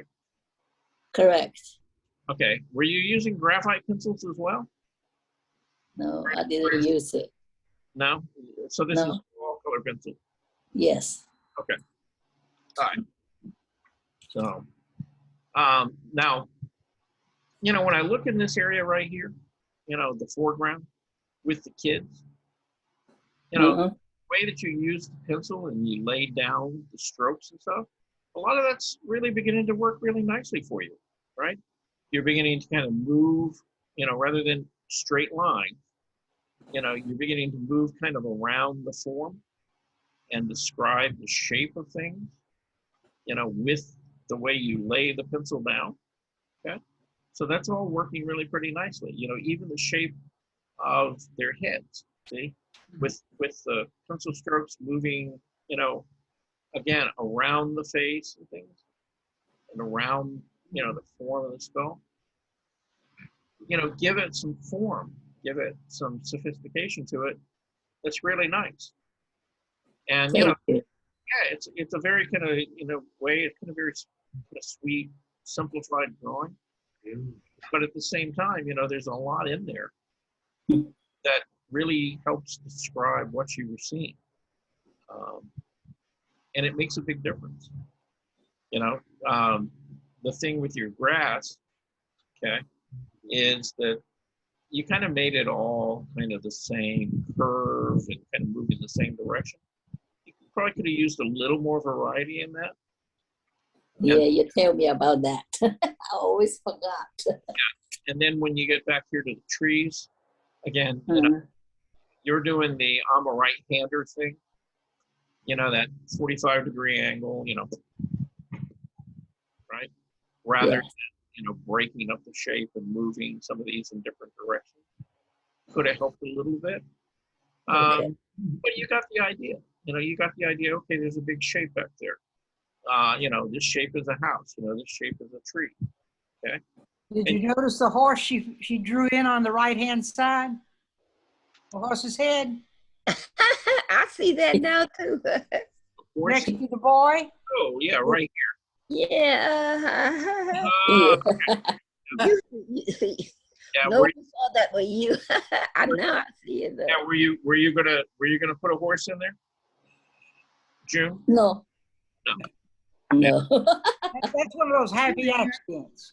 Yeah, but yeah, now you mention it, yeah, I do. I see the ear and, you know, the front of the face. Yeah. No. All right. Okay. So, and I think I mentioned this to you before, but it's like the way that you draw figures Uh, kind of remind me of some of Picasso's figures. oh, thank you. I mean, you know, in his kind of like mid to early years, you know, the way that you kind of use the line work, the figures feel round and they feel kind of soft, right? And Picasso did that a lot before he really kind of got into really doing like his really abstract type stuff. A lot of his Mhm. things, you look at, you know, how he used the marks and the things in his drawings are very similar to this. Okay. So it's a pretty nice drawing, you know. Yeah. I like what you're doing. Thank you. Then we're going to talk about your lady in the pond with the lily pads. Okay. Mm. Yeah. Now, the lily pads themselves and the flowers, you know, I can tell that you've been working on those. And, Yes. and those are beginning to work pretty nicely. You know, before you had like a lot of the brighter color and stuff back here. Now Yes. you did this down and see how all of this is beginning to come forward for you. See, and it's getting this nice sense of depth. See, these are further away. These are closer to you, right? Do you see that? Yes. Okay. So that's working out, all right? So let's talk about two things, okay? Okay. I mean, overall, the painting's working really, really nicely. One, like the flower back here and here, Uh-huh. well, probably these two. I would take them down just a little bit. Okay. Size, make them not quite so big, Mm-hmm. Yes. because size-wise, this flower is almost as big as this one. Yes. Yes. Yeah. See, Okay. it's much further away. So unless it's a huge flower, then it's, yeah, that doesn't help the eye, kind of say that that's further away. So it's like I would kind of take off about a third of that, Okay. anywhere you want to, just cut it down by about a third, and then it will Uh-huh. feel like it's further away from you, okay? And you could mute the color a little bit, but more than muting the color, it's the scale of it. It's the scale of this to this to this. So as they get further back, they're going to get a little bit smaller. Okay? Okay. So that's one thing. And then number two, and we've talked about her before. Lady. The lady. Yeah. We got to get her feeling like she's in the water, right? Uh-huh. Because that's what she is. All right. Now, and we kind of talked about, she's got a shoulder, and she's got a shoulder over here, and then she's got her chest in this area. And the way that you've put, I guess this is a part of your swimsuit or something, right? Yes. Yeah. Is it going to wrap around the outside of her arm like that? Yeah. It does? Okay. Well, if I were going to paint that, see, somehow in here, you've got to make this feel like it has a shape. See, like the chest is round, and then it dips in here, and that it moves inside, and the arm is round out here, and then the same thing here. All of this seems pretty flat across here. Okay. So there's a couple different ways that you could treat that, right? Uh-huh. You got to look for where this arm breaks a little bit here, and or Yes. if she's wearing like a swimsuit, right? Yeah. I haven't seen too many swimsuits with arms on them, So what I would do is I would just let this all be skin, and see Okay. that would move the arm in front of the chest, Uh-huh. and then again here I would make this skin. So again, Skin too. yeah, Okay. so you know where the swimsuit is, and that's the chest area, and then Okay. her arms. This arm. Okay. That's a simple fix. Okay. Mhm. Okay. Now, along with doing that, don't make the value of the arm out here the same as it is over here. See, it's got to get darker as it Yeah. moves Yeah. around the army. Okay. This one, it could be the same colors and values. See, you've got it darker on the edge here. Bring that down. Bring the color in here down, Okay. down. See the gradation and the change in color and value here. In this area, Uh-huh. pretty well. Over here, it's a little flatter. Okay. Okay, so you want to make that arm feel like it's round. All right, so look for where the light and shadows are. Okay, Uh-huh. and the shadows will probably not be that dark, right? Yeah. Yeah. Yes. Maybe the difference between like this area and this area on that arm, right? And that's just enough to kind of turn it and make it feel like it's got some volume to it. All right. Okay. All Got right. it. Thank you. Yeah. Well, we're not done with you yet. We're gonna look. Okay. So then we've got this lovely lady. Okay. Again, I like the way that you're using the actual tool and making the marks, and your lines are getting more fluid. Okay. So, in this particular drawing, Mhm. I would say everything is working pretty nicely here, except that you kind of, it's like you've overstated. Yeah, the eyes, right? Everything's got kind of like the same kind of hard edge on it, right? And so it's kind of like a question of where do you want me, the viewer, to look, you know? And like, for example,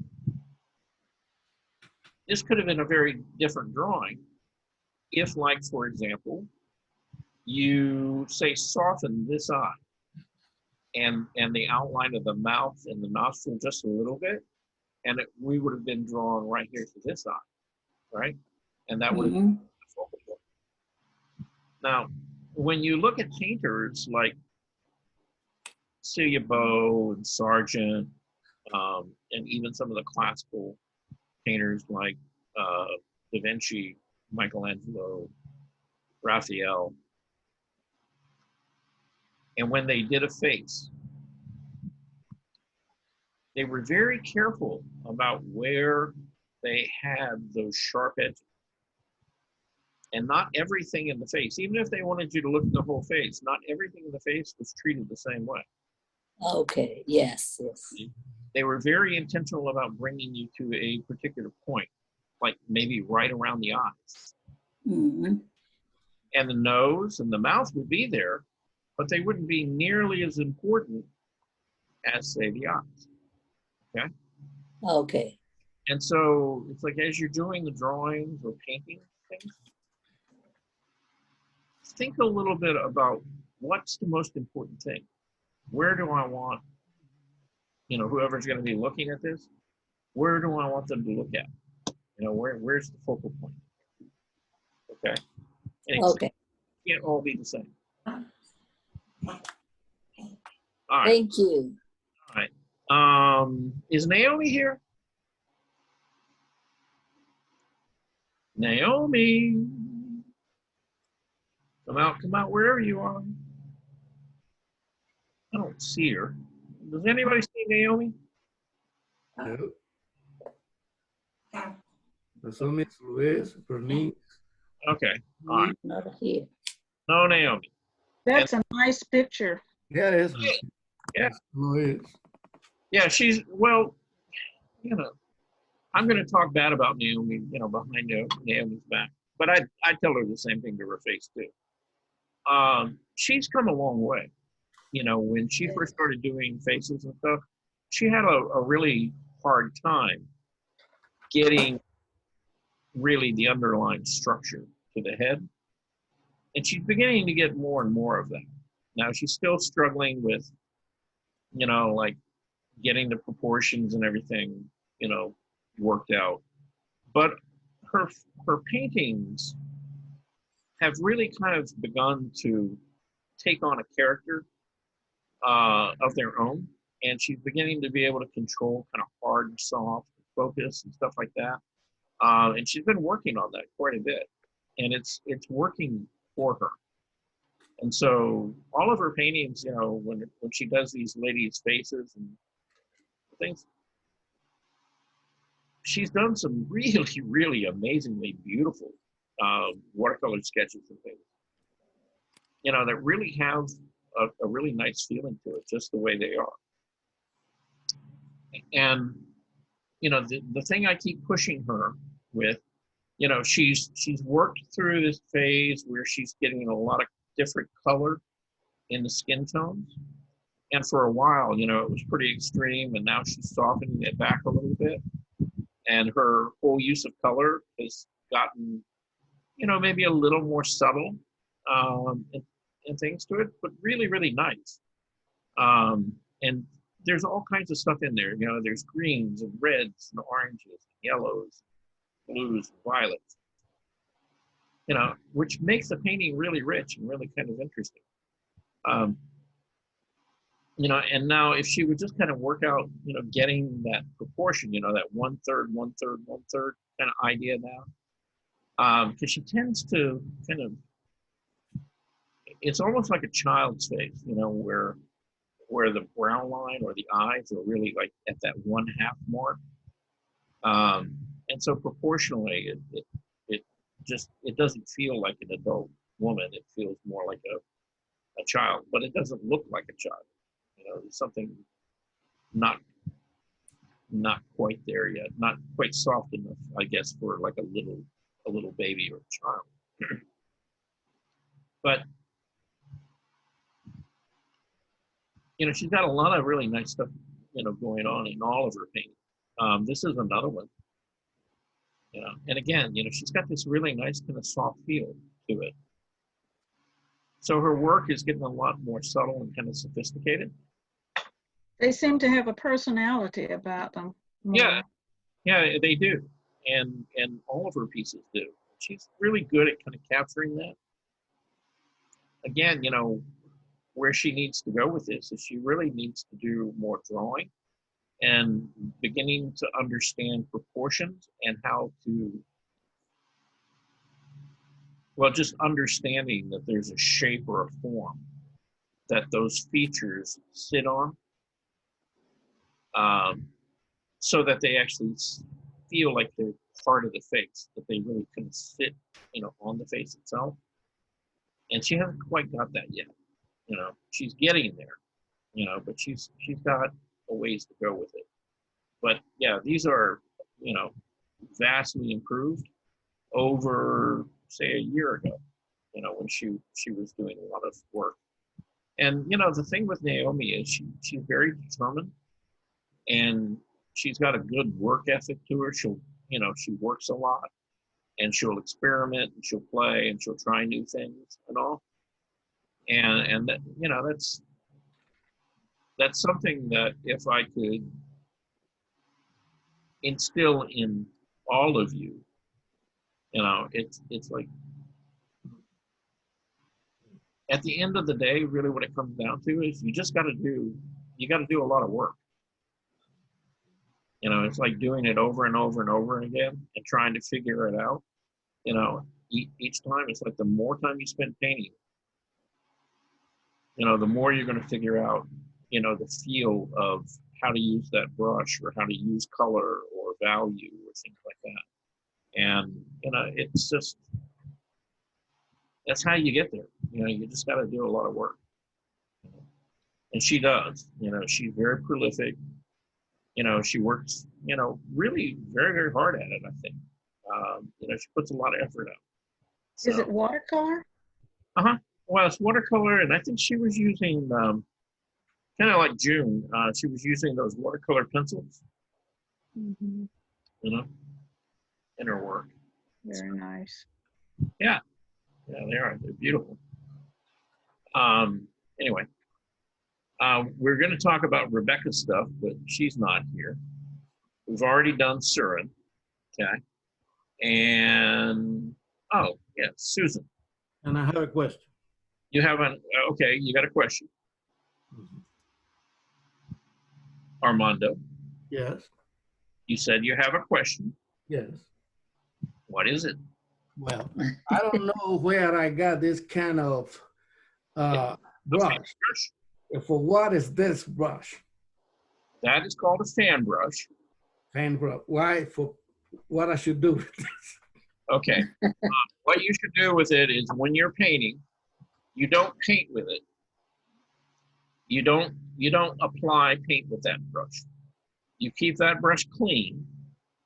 Uh-huh. And it's like when you paint an area and you need to soften an edge, you take that nice clean brush and you work across that edge because it's a very soft, flexible brush, and it will begin to soften those edges down for you. It's basically for blending and softening. That's what you use it for. Oh. Now, I've seen some people take fan brushes like that and use them to make trees, texture. You can do that, and that's fine. But if you do, and particularly if you're using acrylic, you're only going to have that fan brush for a couple of weeks because that paint is going to build up in there and it's going to ruin that brush pretty quickly. Okay? So basically, just keep the brush clean. Yeah. Don't load it up with a lot of paint. Don't try to actually paint with it. Use it for softening edges. while the paint's still wet. See? And then as soon as you soften that edge, wash the brush out, dry it off, put it back up there, let it dry. Okay, so that it's dry the next time that you need to blend that edge. Okay. All right. Thank you. Yeah, I like sand brushes. I don't use them a lot, and the reason I don't use them a lot is because I used to use them.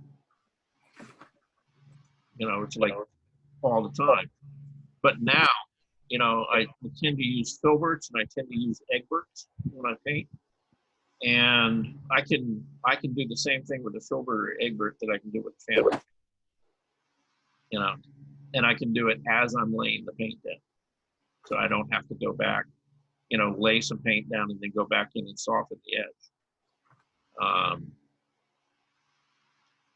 So that's something that you learn, as you use those brushes, how to work with those edges. You said filbert, and what's the second one? Egbert. Egbert. Yeah. Mm-hmm. Okay. Egbert. Yeah, an Egbert is like a filbert. It's just like extra long. Okay. Oh, okay. Yeah, it's like, and it's like they're great brushes to draw with. Because you can load them up with color, and then you can really, use them to draw, make shapes and edges, fill areas in very quick, and also lay down paint in kind of a very broken sort of open paint passage. Again, because they're so soft and so sensitive that it doesn't take a lot of pressure, and you can really kind of lay paint in there pretty quickly with it, which is really why I like them. Filberts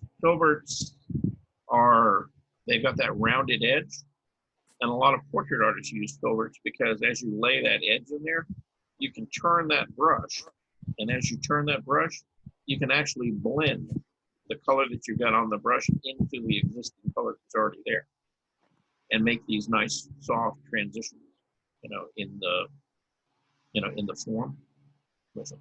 So they've each got a little bit different use. Anyway, so this is Susan. Is Susan here? Yes, I'm here. Yay! Okay. All right. So let's start with your drawing. Okay. Okay. Now I want to blow this up. It's a little bit light, overall to look at. Okay. But when I looked at this, it struck me. It's kind of like you. That looks like June sitting in the grass over there. It looked like what? June, who's in the class? June Wang. That looks Yeah. like her sitting in the grass. That looks like June. Okay. Yeah, it's really funny, but that's the first thing it started being. I don't know. Okay. Yeah, I know you don't know June,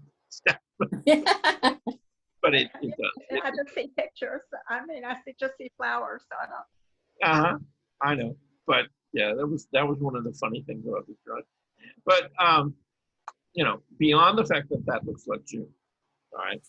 Looking at the rest of the drawing, it's really a beautiful little drawing. You've got nice use of the pencil, and it looks like the pencil strokes and stuff have got a lot of movement and expression on them. And then you've kept all the colors are really, really soft. Now you're using, is this color pencil or is this like? Yeah, color pencil. Okay. Is this like Prismacolor pencil, or do we know what kind of color pencil you're using? I don't know. It's just a color pencil. Color pencil. I picked up at Michael's one time, but. Okay. All right. But you've done a couple things here that actually work out really, really well, and I want to point out to people, because some people, even though they did really well with the drawing, they kind of struggled with how you separate the background from the foreground, and you solve that by using very soft colors in the background and not overstating the values. Like, for example, if you look, at the house, it's there, but it doesn't move forward, right? And it's just kind of nice dark shape. And you didn't do the I'm a right-hander 45-degree angle thing. So it's like the area of the roof here seemed to kind of run at, a common angle. And then when you cut down to the side of the house, you change the direction and move vertically, right? So it has form to it, okay? And that was really nice, kind of the way you saw that, and you just translated it. It's simple, but it's beautifully done. And then you've got, the shape of your trees and things back here, and you kept the color muted. And again, there's a suggestion that the trees are there. You didn't overwork them or anything, but you gave them just enough to say, okay, so there's a form and there's different shapes in here. And then when you came down to, I'm having a hard time breathing here, I'm sorry. When you came down to the ground, so you moved in a totally different direction. And this looks like you probably, are these like watercolor pencils? No, they're just plain color pencil. Okay, because it almost looks like it got wet right in there, and that the color diffused. It wasn't wet. It was just okay. Yeah, but it's nice and soft. And so again, you've got a contrast between the tree and the middle ground really in here. And then you've got the kids, and then the kids move forward, and the scale and everything here work really nicely. So all of that works really well, Now, I'm not quite sure what's going on with this guy and his legs. Yeah, I wasn't quite sure what was going on either, so I just drew what I tried to see. But okay, all right. One of them was kind of covered. The bottoms of them, I guess, were covered with the grass. Yeah, he was actually. Yeah, I had the same problem with the little boy. I knew where those legs were going. Right. Yeah. Well, we all did. Yeah, because you didn't see a lot of them because they were covered up by the grass. But he was actually kind of sitting there cross-legged. Yeah, his leg is actually going into the little girl's leg, I guess. Right. Because that's her leg sticking out. Yeah, the way that you drew it. Yeah. So yeah, that got a little bit confusing in there, but that's okay. You still have her leg moving forward here and here. I'm not quite sure, and you would have lost a lot of that in the grass anyway. Right. So it still works, pretty nicely. And overall, I mean, the drawing's got a really nice feel to it. So you did it. Now let's talk about, this is your, this is actually for Thursday. The self-portrait, yeah. Okay. I hadn't sent it in because I didn't know if I'd get back here by Thursday. So. All right. It looks like you. It does. I kind of put everything in there that I've been doing during the pandemic, that except the family, I didn't stick them in there, but I tried to stick everything else in there. What's on the left bottom? Yeah, there's I'm doing 1,000-piece puzzles. Above that is Mahjong. I'm playing Mahjong. I'm packing up stuff into boxes. I'm cleaning out my house and getting rid of stuff. So the boxes are there. I'm in 2 book clubs, so I'm reading 2 books a month. I'm doing Torah study, and so the Torah is in there. The artwork, the easel for the art is in there. My running shoes, my walking shoes are in there. They're sitting on the right bottom. here. Oh, that's what that is. Okay. These are shoes. And then the computer, I do the computer too. So those are basically what I'm spending my days with right now. So. Okay. And so basically, you've got all this different stuff going on in your life, and there's all these different elements, right? Right. So I'm going to make a comment about this, okay? And Okay. it's kind of like you're organizing this stuff. And it's like, okay, I've got this, and I've got this, and I've got that, and that. But they're not connected. No, and they're not supposed to be. They're supposed to be. They're Right. just from each other, huh? Okay. Well, yeah. And see, the thing is, this is supposed to be a self-portrait about you during COVID, right? Right. And so you got all these things going on in your life. And so in a way, it tells that story. Okay. So I'm going to give you a bit of a challenge here. I'm going to say, okay, so this is a good sort of diagram or a plan of all the things that you might want to put in a self-portrait about who Susan is and what her life was like during COVID, right? Okay. But it's not, it's not a self-portrait yet. It's just the elements of a self-portrait. So the challenge I would give you would be, how do you put these together in an interesting way where they would become a piece of artwork, right? And that they sort of work or interact with each other. Yeah, I'm not sure because one of them doesn't have to do with the other, so it's just stuff that I'm doing. Yeah, but they do.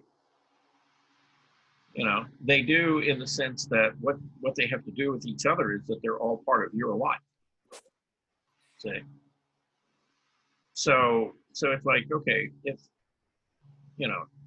I were going to do a portrait of you and I wanted to use a lot of these elements, right? I might look at it and go, okay, so there's a lot of these different things. They don't seem to directly be related to each other than with Susan. All right, so what's the most important thing that I want to show? So I definitely want to show your face, right? And I want to show your head and your shoulders. And, I want to make it look kind of like you and maybe feel like you. All right, but then I wanted to tell more of the story. So, you're really into Mahjong. So, those make nice graphic little pieces and elements, right? So that maybe I could work those into the composition. Maybe I could work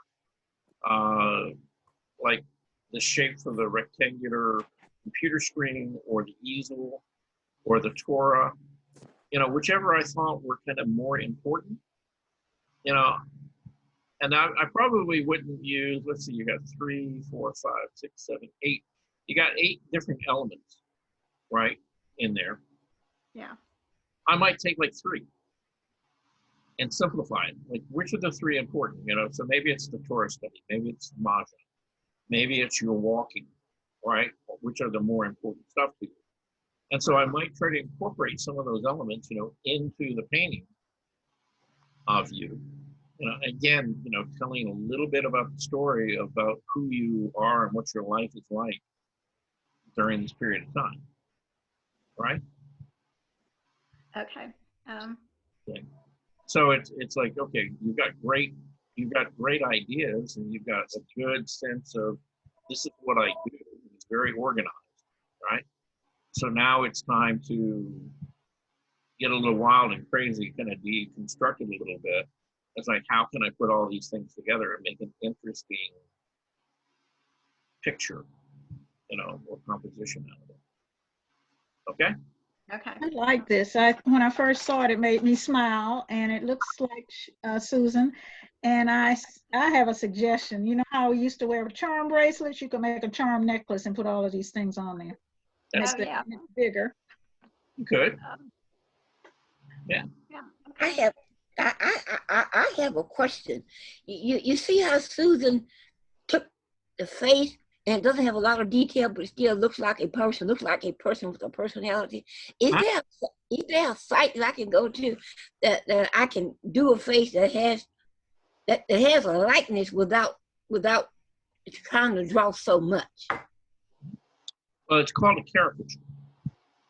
Oh, I thought caricature were kind of off, Where that one, you know what I mean? Character, you might make the nose prominent, might make the eyes prominent. You know, most characters I've seen, characters I've seen is they focus on one element and they make that element stand out without making the person look real.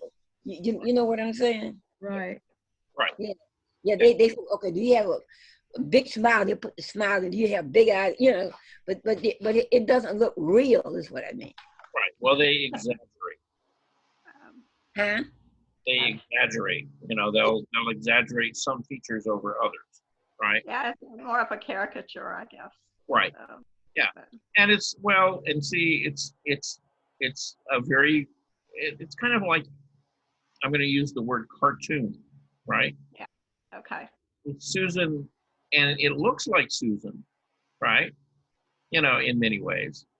You know, and you see the different elements. It looks like her eyes. It looks like, you know, I mean, you look at it and it's like, okay, this is Susan, right? But it's kind of a cartoon of Susan. It's not, you know, it's certainly not like a Renaissance, you know, painting. Right. Or it's not a John Singer Sargent of Susan, or a Celia Bow, or another portrait artist, you know, but we know it's Susan, right? Okay. And the thing is, you're right. The thing that is probably the most important thing in this drawing, it doesn't look like photographically real of her, but it has this warmth to it. It's got a sense of who she is. Right. In the way she drew it. See? And oftentimes that's far more important than getting a photographic likeness of somebody, right? And that's the thing, you know, when you look at a lot of portrait painters that are out there, you know, working, trying to make a living as a portrait artist, that's the thing that they're always missing. Is they get a likeness of a person, but they don't have the feeling of, you know, when you look at that painting, you don't get a sense of who the person is, right? And that's far more important often than getting an actual likeness of it, right? And she's got that, you know, in her drawing of herself. So now she just has to do it again. And she has to kind of compose it in kind of an interesting way. So that's the challenge I'm going to give her, right? Okay, I'll She try might. it. Yeah, she might do it. You solved her problem, Charles. All she has to do is make a comic strip. Take it off in sections, and you put her face on there first, and in the next slide. Actually, Gene, you know, I hadn't really thought of it that way, but actually, it worked too. Yeah. Okay. Yeah, okay.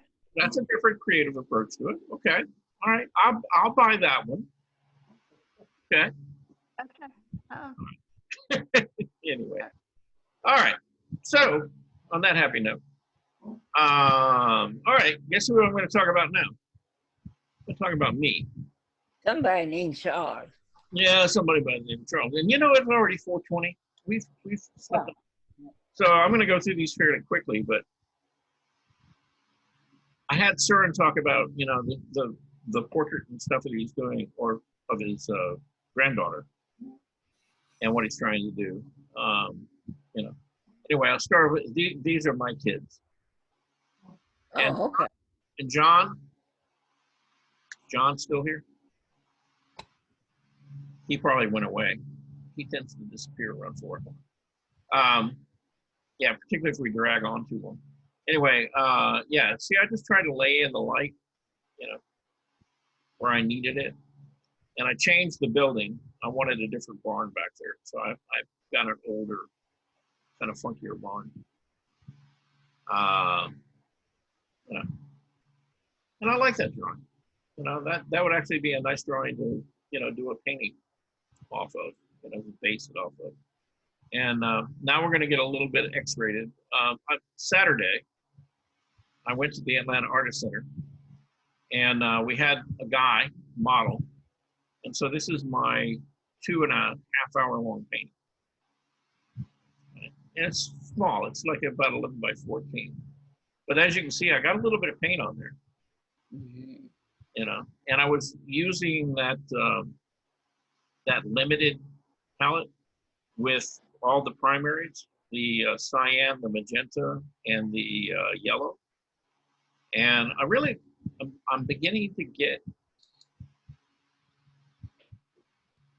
a little bit better at how to use those colors and how to intermix them and stuff to get a really good range of color. And so it was basically that in white. And then I had I put a neutral color out. It's called Castle Earth. It was a tube of Williamsburg paint. And it's kind of it's almost like a raw umber. And so those are the colors that I have in the palette. I built everything out of those. And so pretty happy with all the way that turned out. Then Sunday, I started thinking about this idea of this self-portrait that I had challenged everybody with. And so I had an old canvas that Naomi had given me. She had picked it up off the street corner. Somebody was throwing it out, one of her neighbors. And it needed a little work. And in fact, it's not a very good canvas in the sense that it's not square. It's got a big bow in it on this side. So I'm gonna paint the painting part of it stretched as it is. And then I'm gonna take it off the stretcher bars and I'm gonna mount it onto a panel that's got rectangular square edges on it, for the final.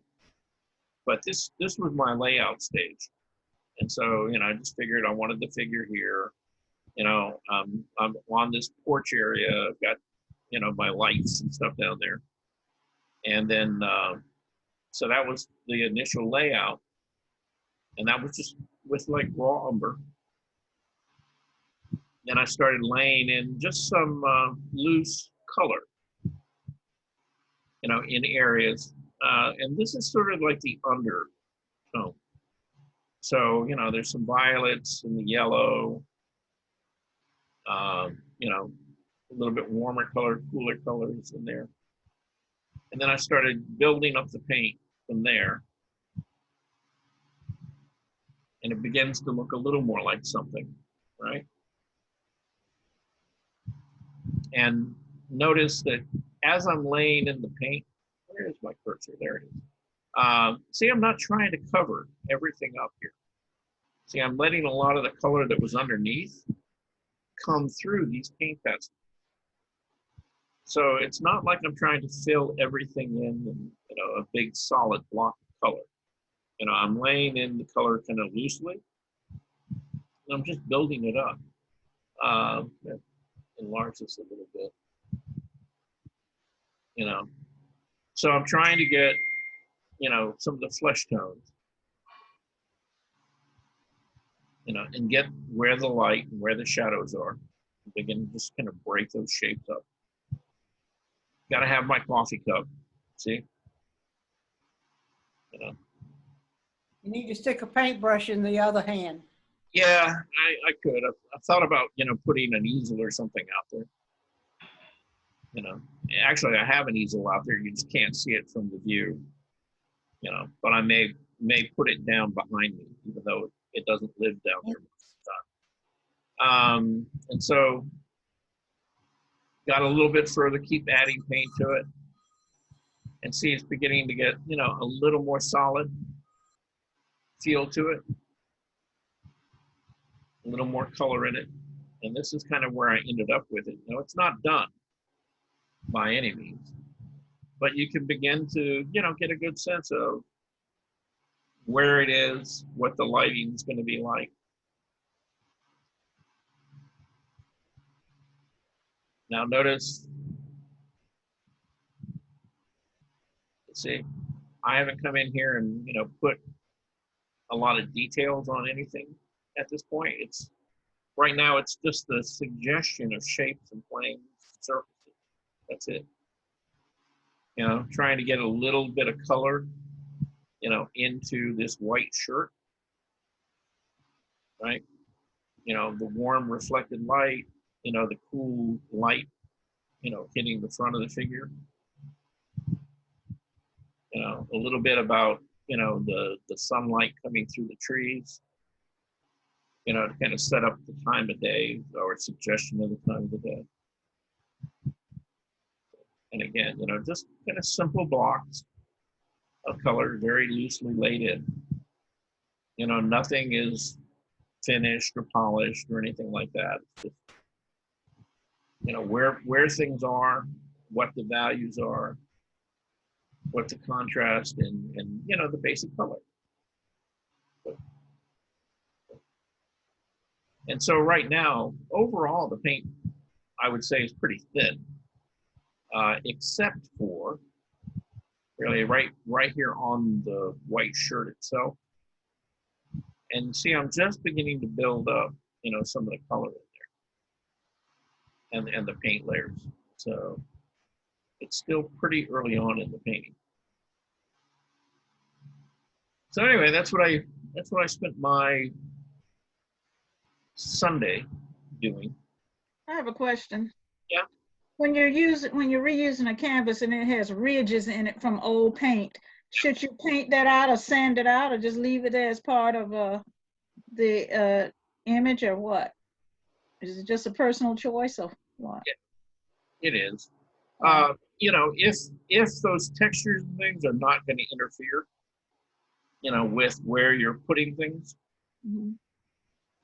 then just paint over them, because you can always just, add more and more paint until you bury them, right?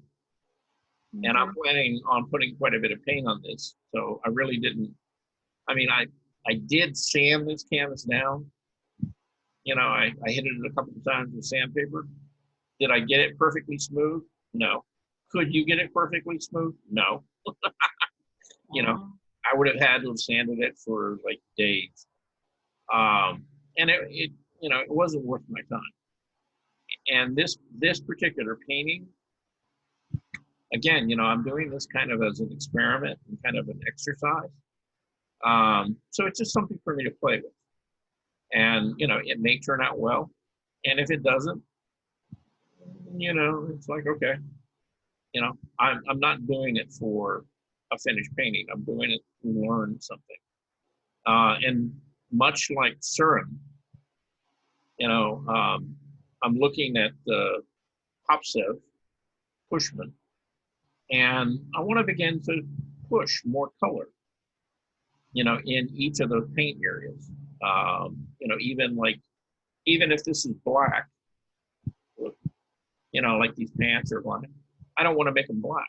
I want to get some blues and purples and greens and all kinds of stuff down there, and be a little more direct and painterly, with each of these areas and surfaces, and really have some fun with it. At the end of the day, I may have so much paint on here that none of that previous painting makes any difference, because, I could end up burying it, in the paint layers that I'm putting on there. And some of it may add character to the painting, right? Could, yeah. I mean, like there's a couple of ridges, like here, there's a ridge that goes across the painting where the old painting was, that was, painted out. And it sanded it down a bit, but it didn't go away, just like a lot of the texture, like right in this area, didn't go away. And I sanded and sanded and sanded it, and it's like, okay, at a certain point, what are you going to do?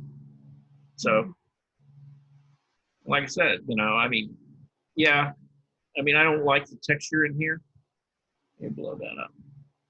As it is. See, there was something there. I don't know. Can't remember exactly what it was. But it doesn't matter, because probably by the time I finish putting paint in this area, you're not going to see any of that. Mm-hmm. And if I really get frustrated with the texture of it, I'll just take a palette knife and lay a big blob of paint in there and push it around.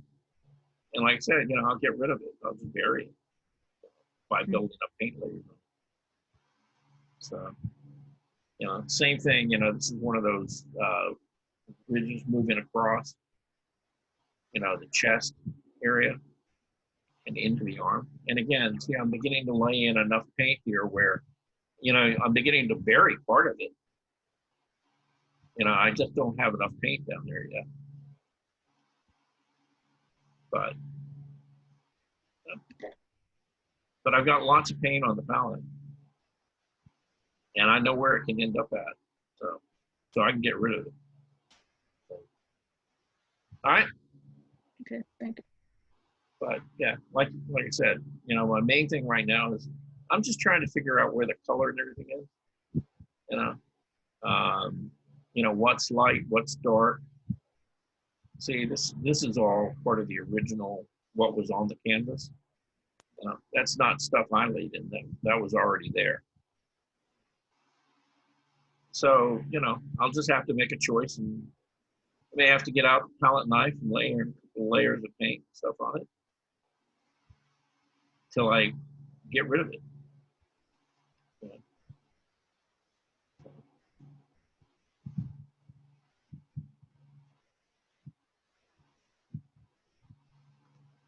There we go. Anyway, anybody got any questions or anything we need to talk about before we all go away? Yeah, I have a question regarding this subject of the self-portrait. Yeah. I didn't get it exactly. You didn't get it? You didn't get what? No, I got emails about it and I didn't understand it. Okay. All right. So, basically, it's a self-portrait. It can be, like in the example here that we're looking at, it could be a picture of you, okay? Like this is a picture of me standing there early in the morning on the back porch watching the sunrise, which is something that I do almost every day. It's like the sun starts coming up. I just like, it's become kind of a ritual. I like to go out there and I like to stand and watch, the sun come up over the ridge. It's beautiful. And it's quiet. Phone's not ringing. Nobody's bothering me. I'm having my coffee. I'm in a good place, right? And it's before I start, working that day. So it could be that, right? It could be something, that you're doing during this last year and a half during COVID. It doesn't have to be an image just of you, though. Like, for example, with Susan, were you here when we were talking about Susan's portrait? Yeah, I was here all the time. Okay, so see, she's in a good spot where she's taking some time and she's figured out, okay, so this is my life. Yeah, that was interesting. Yeah, and so there's this, and this, and this. Now she just has to find a way of putting them together, right? Yeah. So. I'll figure out something. Yeah, but maybe it's not a painting of you. Maybe it's something that's close, dear to you. Maybe it's something like, I don't know. Let's say that you're into chess, right? I'm not saying that you are, but let's just say that you are. So it might be a chessboard and a glass of brandy, or something like that, if that's something that, you would do on a regular basis. Okay. See? So, it's pretty broad. And again, it doesn't have to be painted. Could be a drawing. Could be a painting. I thought what you would ask for before was just a photograph of taking a selfie of yourself and just the face, but now it's supposed to be a something you do. Well, no, it could be. Oh, okay. It's kind of about you and Very boring. You know, you in your life during this period of time. That's what I said, very boring. And it may be, you know, if you feel bored by the fact that you're at home and, you know, maybe you feel like, well, I can't go anywhere. I can't, you know, maybe this whole COVID thing is stopping you from doing a lot of things you like to do, right? And or you can look at it the other way, where the world isn't bothering me. I'm locked away and I have all the time in the world to do the things I love. See? So again, you know, it's how you see it and reflecting that in whatever it is that you create. See? So maybe, Ilan, you know, since you like to do abstract painting, maybe it doesn't have an image. Maybe it's colors. Maybe it's hard and soft edges, you know, something to describe your feeling during this period. We'll figure it out. Yeah, I mean, Yeah. I mean, there really isn't much of a limitation here. You know, it's pretty broad. Okay. Okay. Sometimes that actually makes it harder rather than just say, you know, draw a picture yourself. So, but yeah, you got to put on your thinking cap for this one. All right. Okay. All right. So on that happy note, anybody got anything else? If not, I'm going to go have dinner. Me too. All right.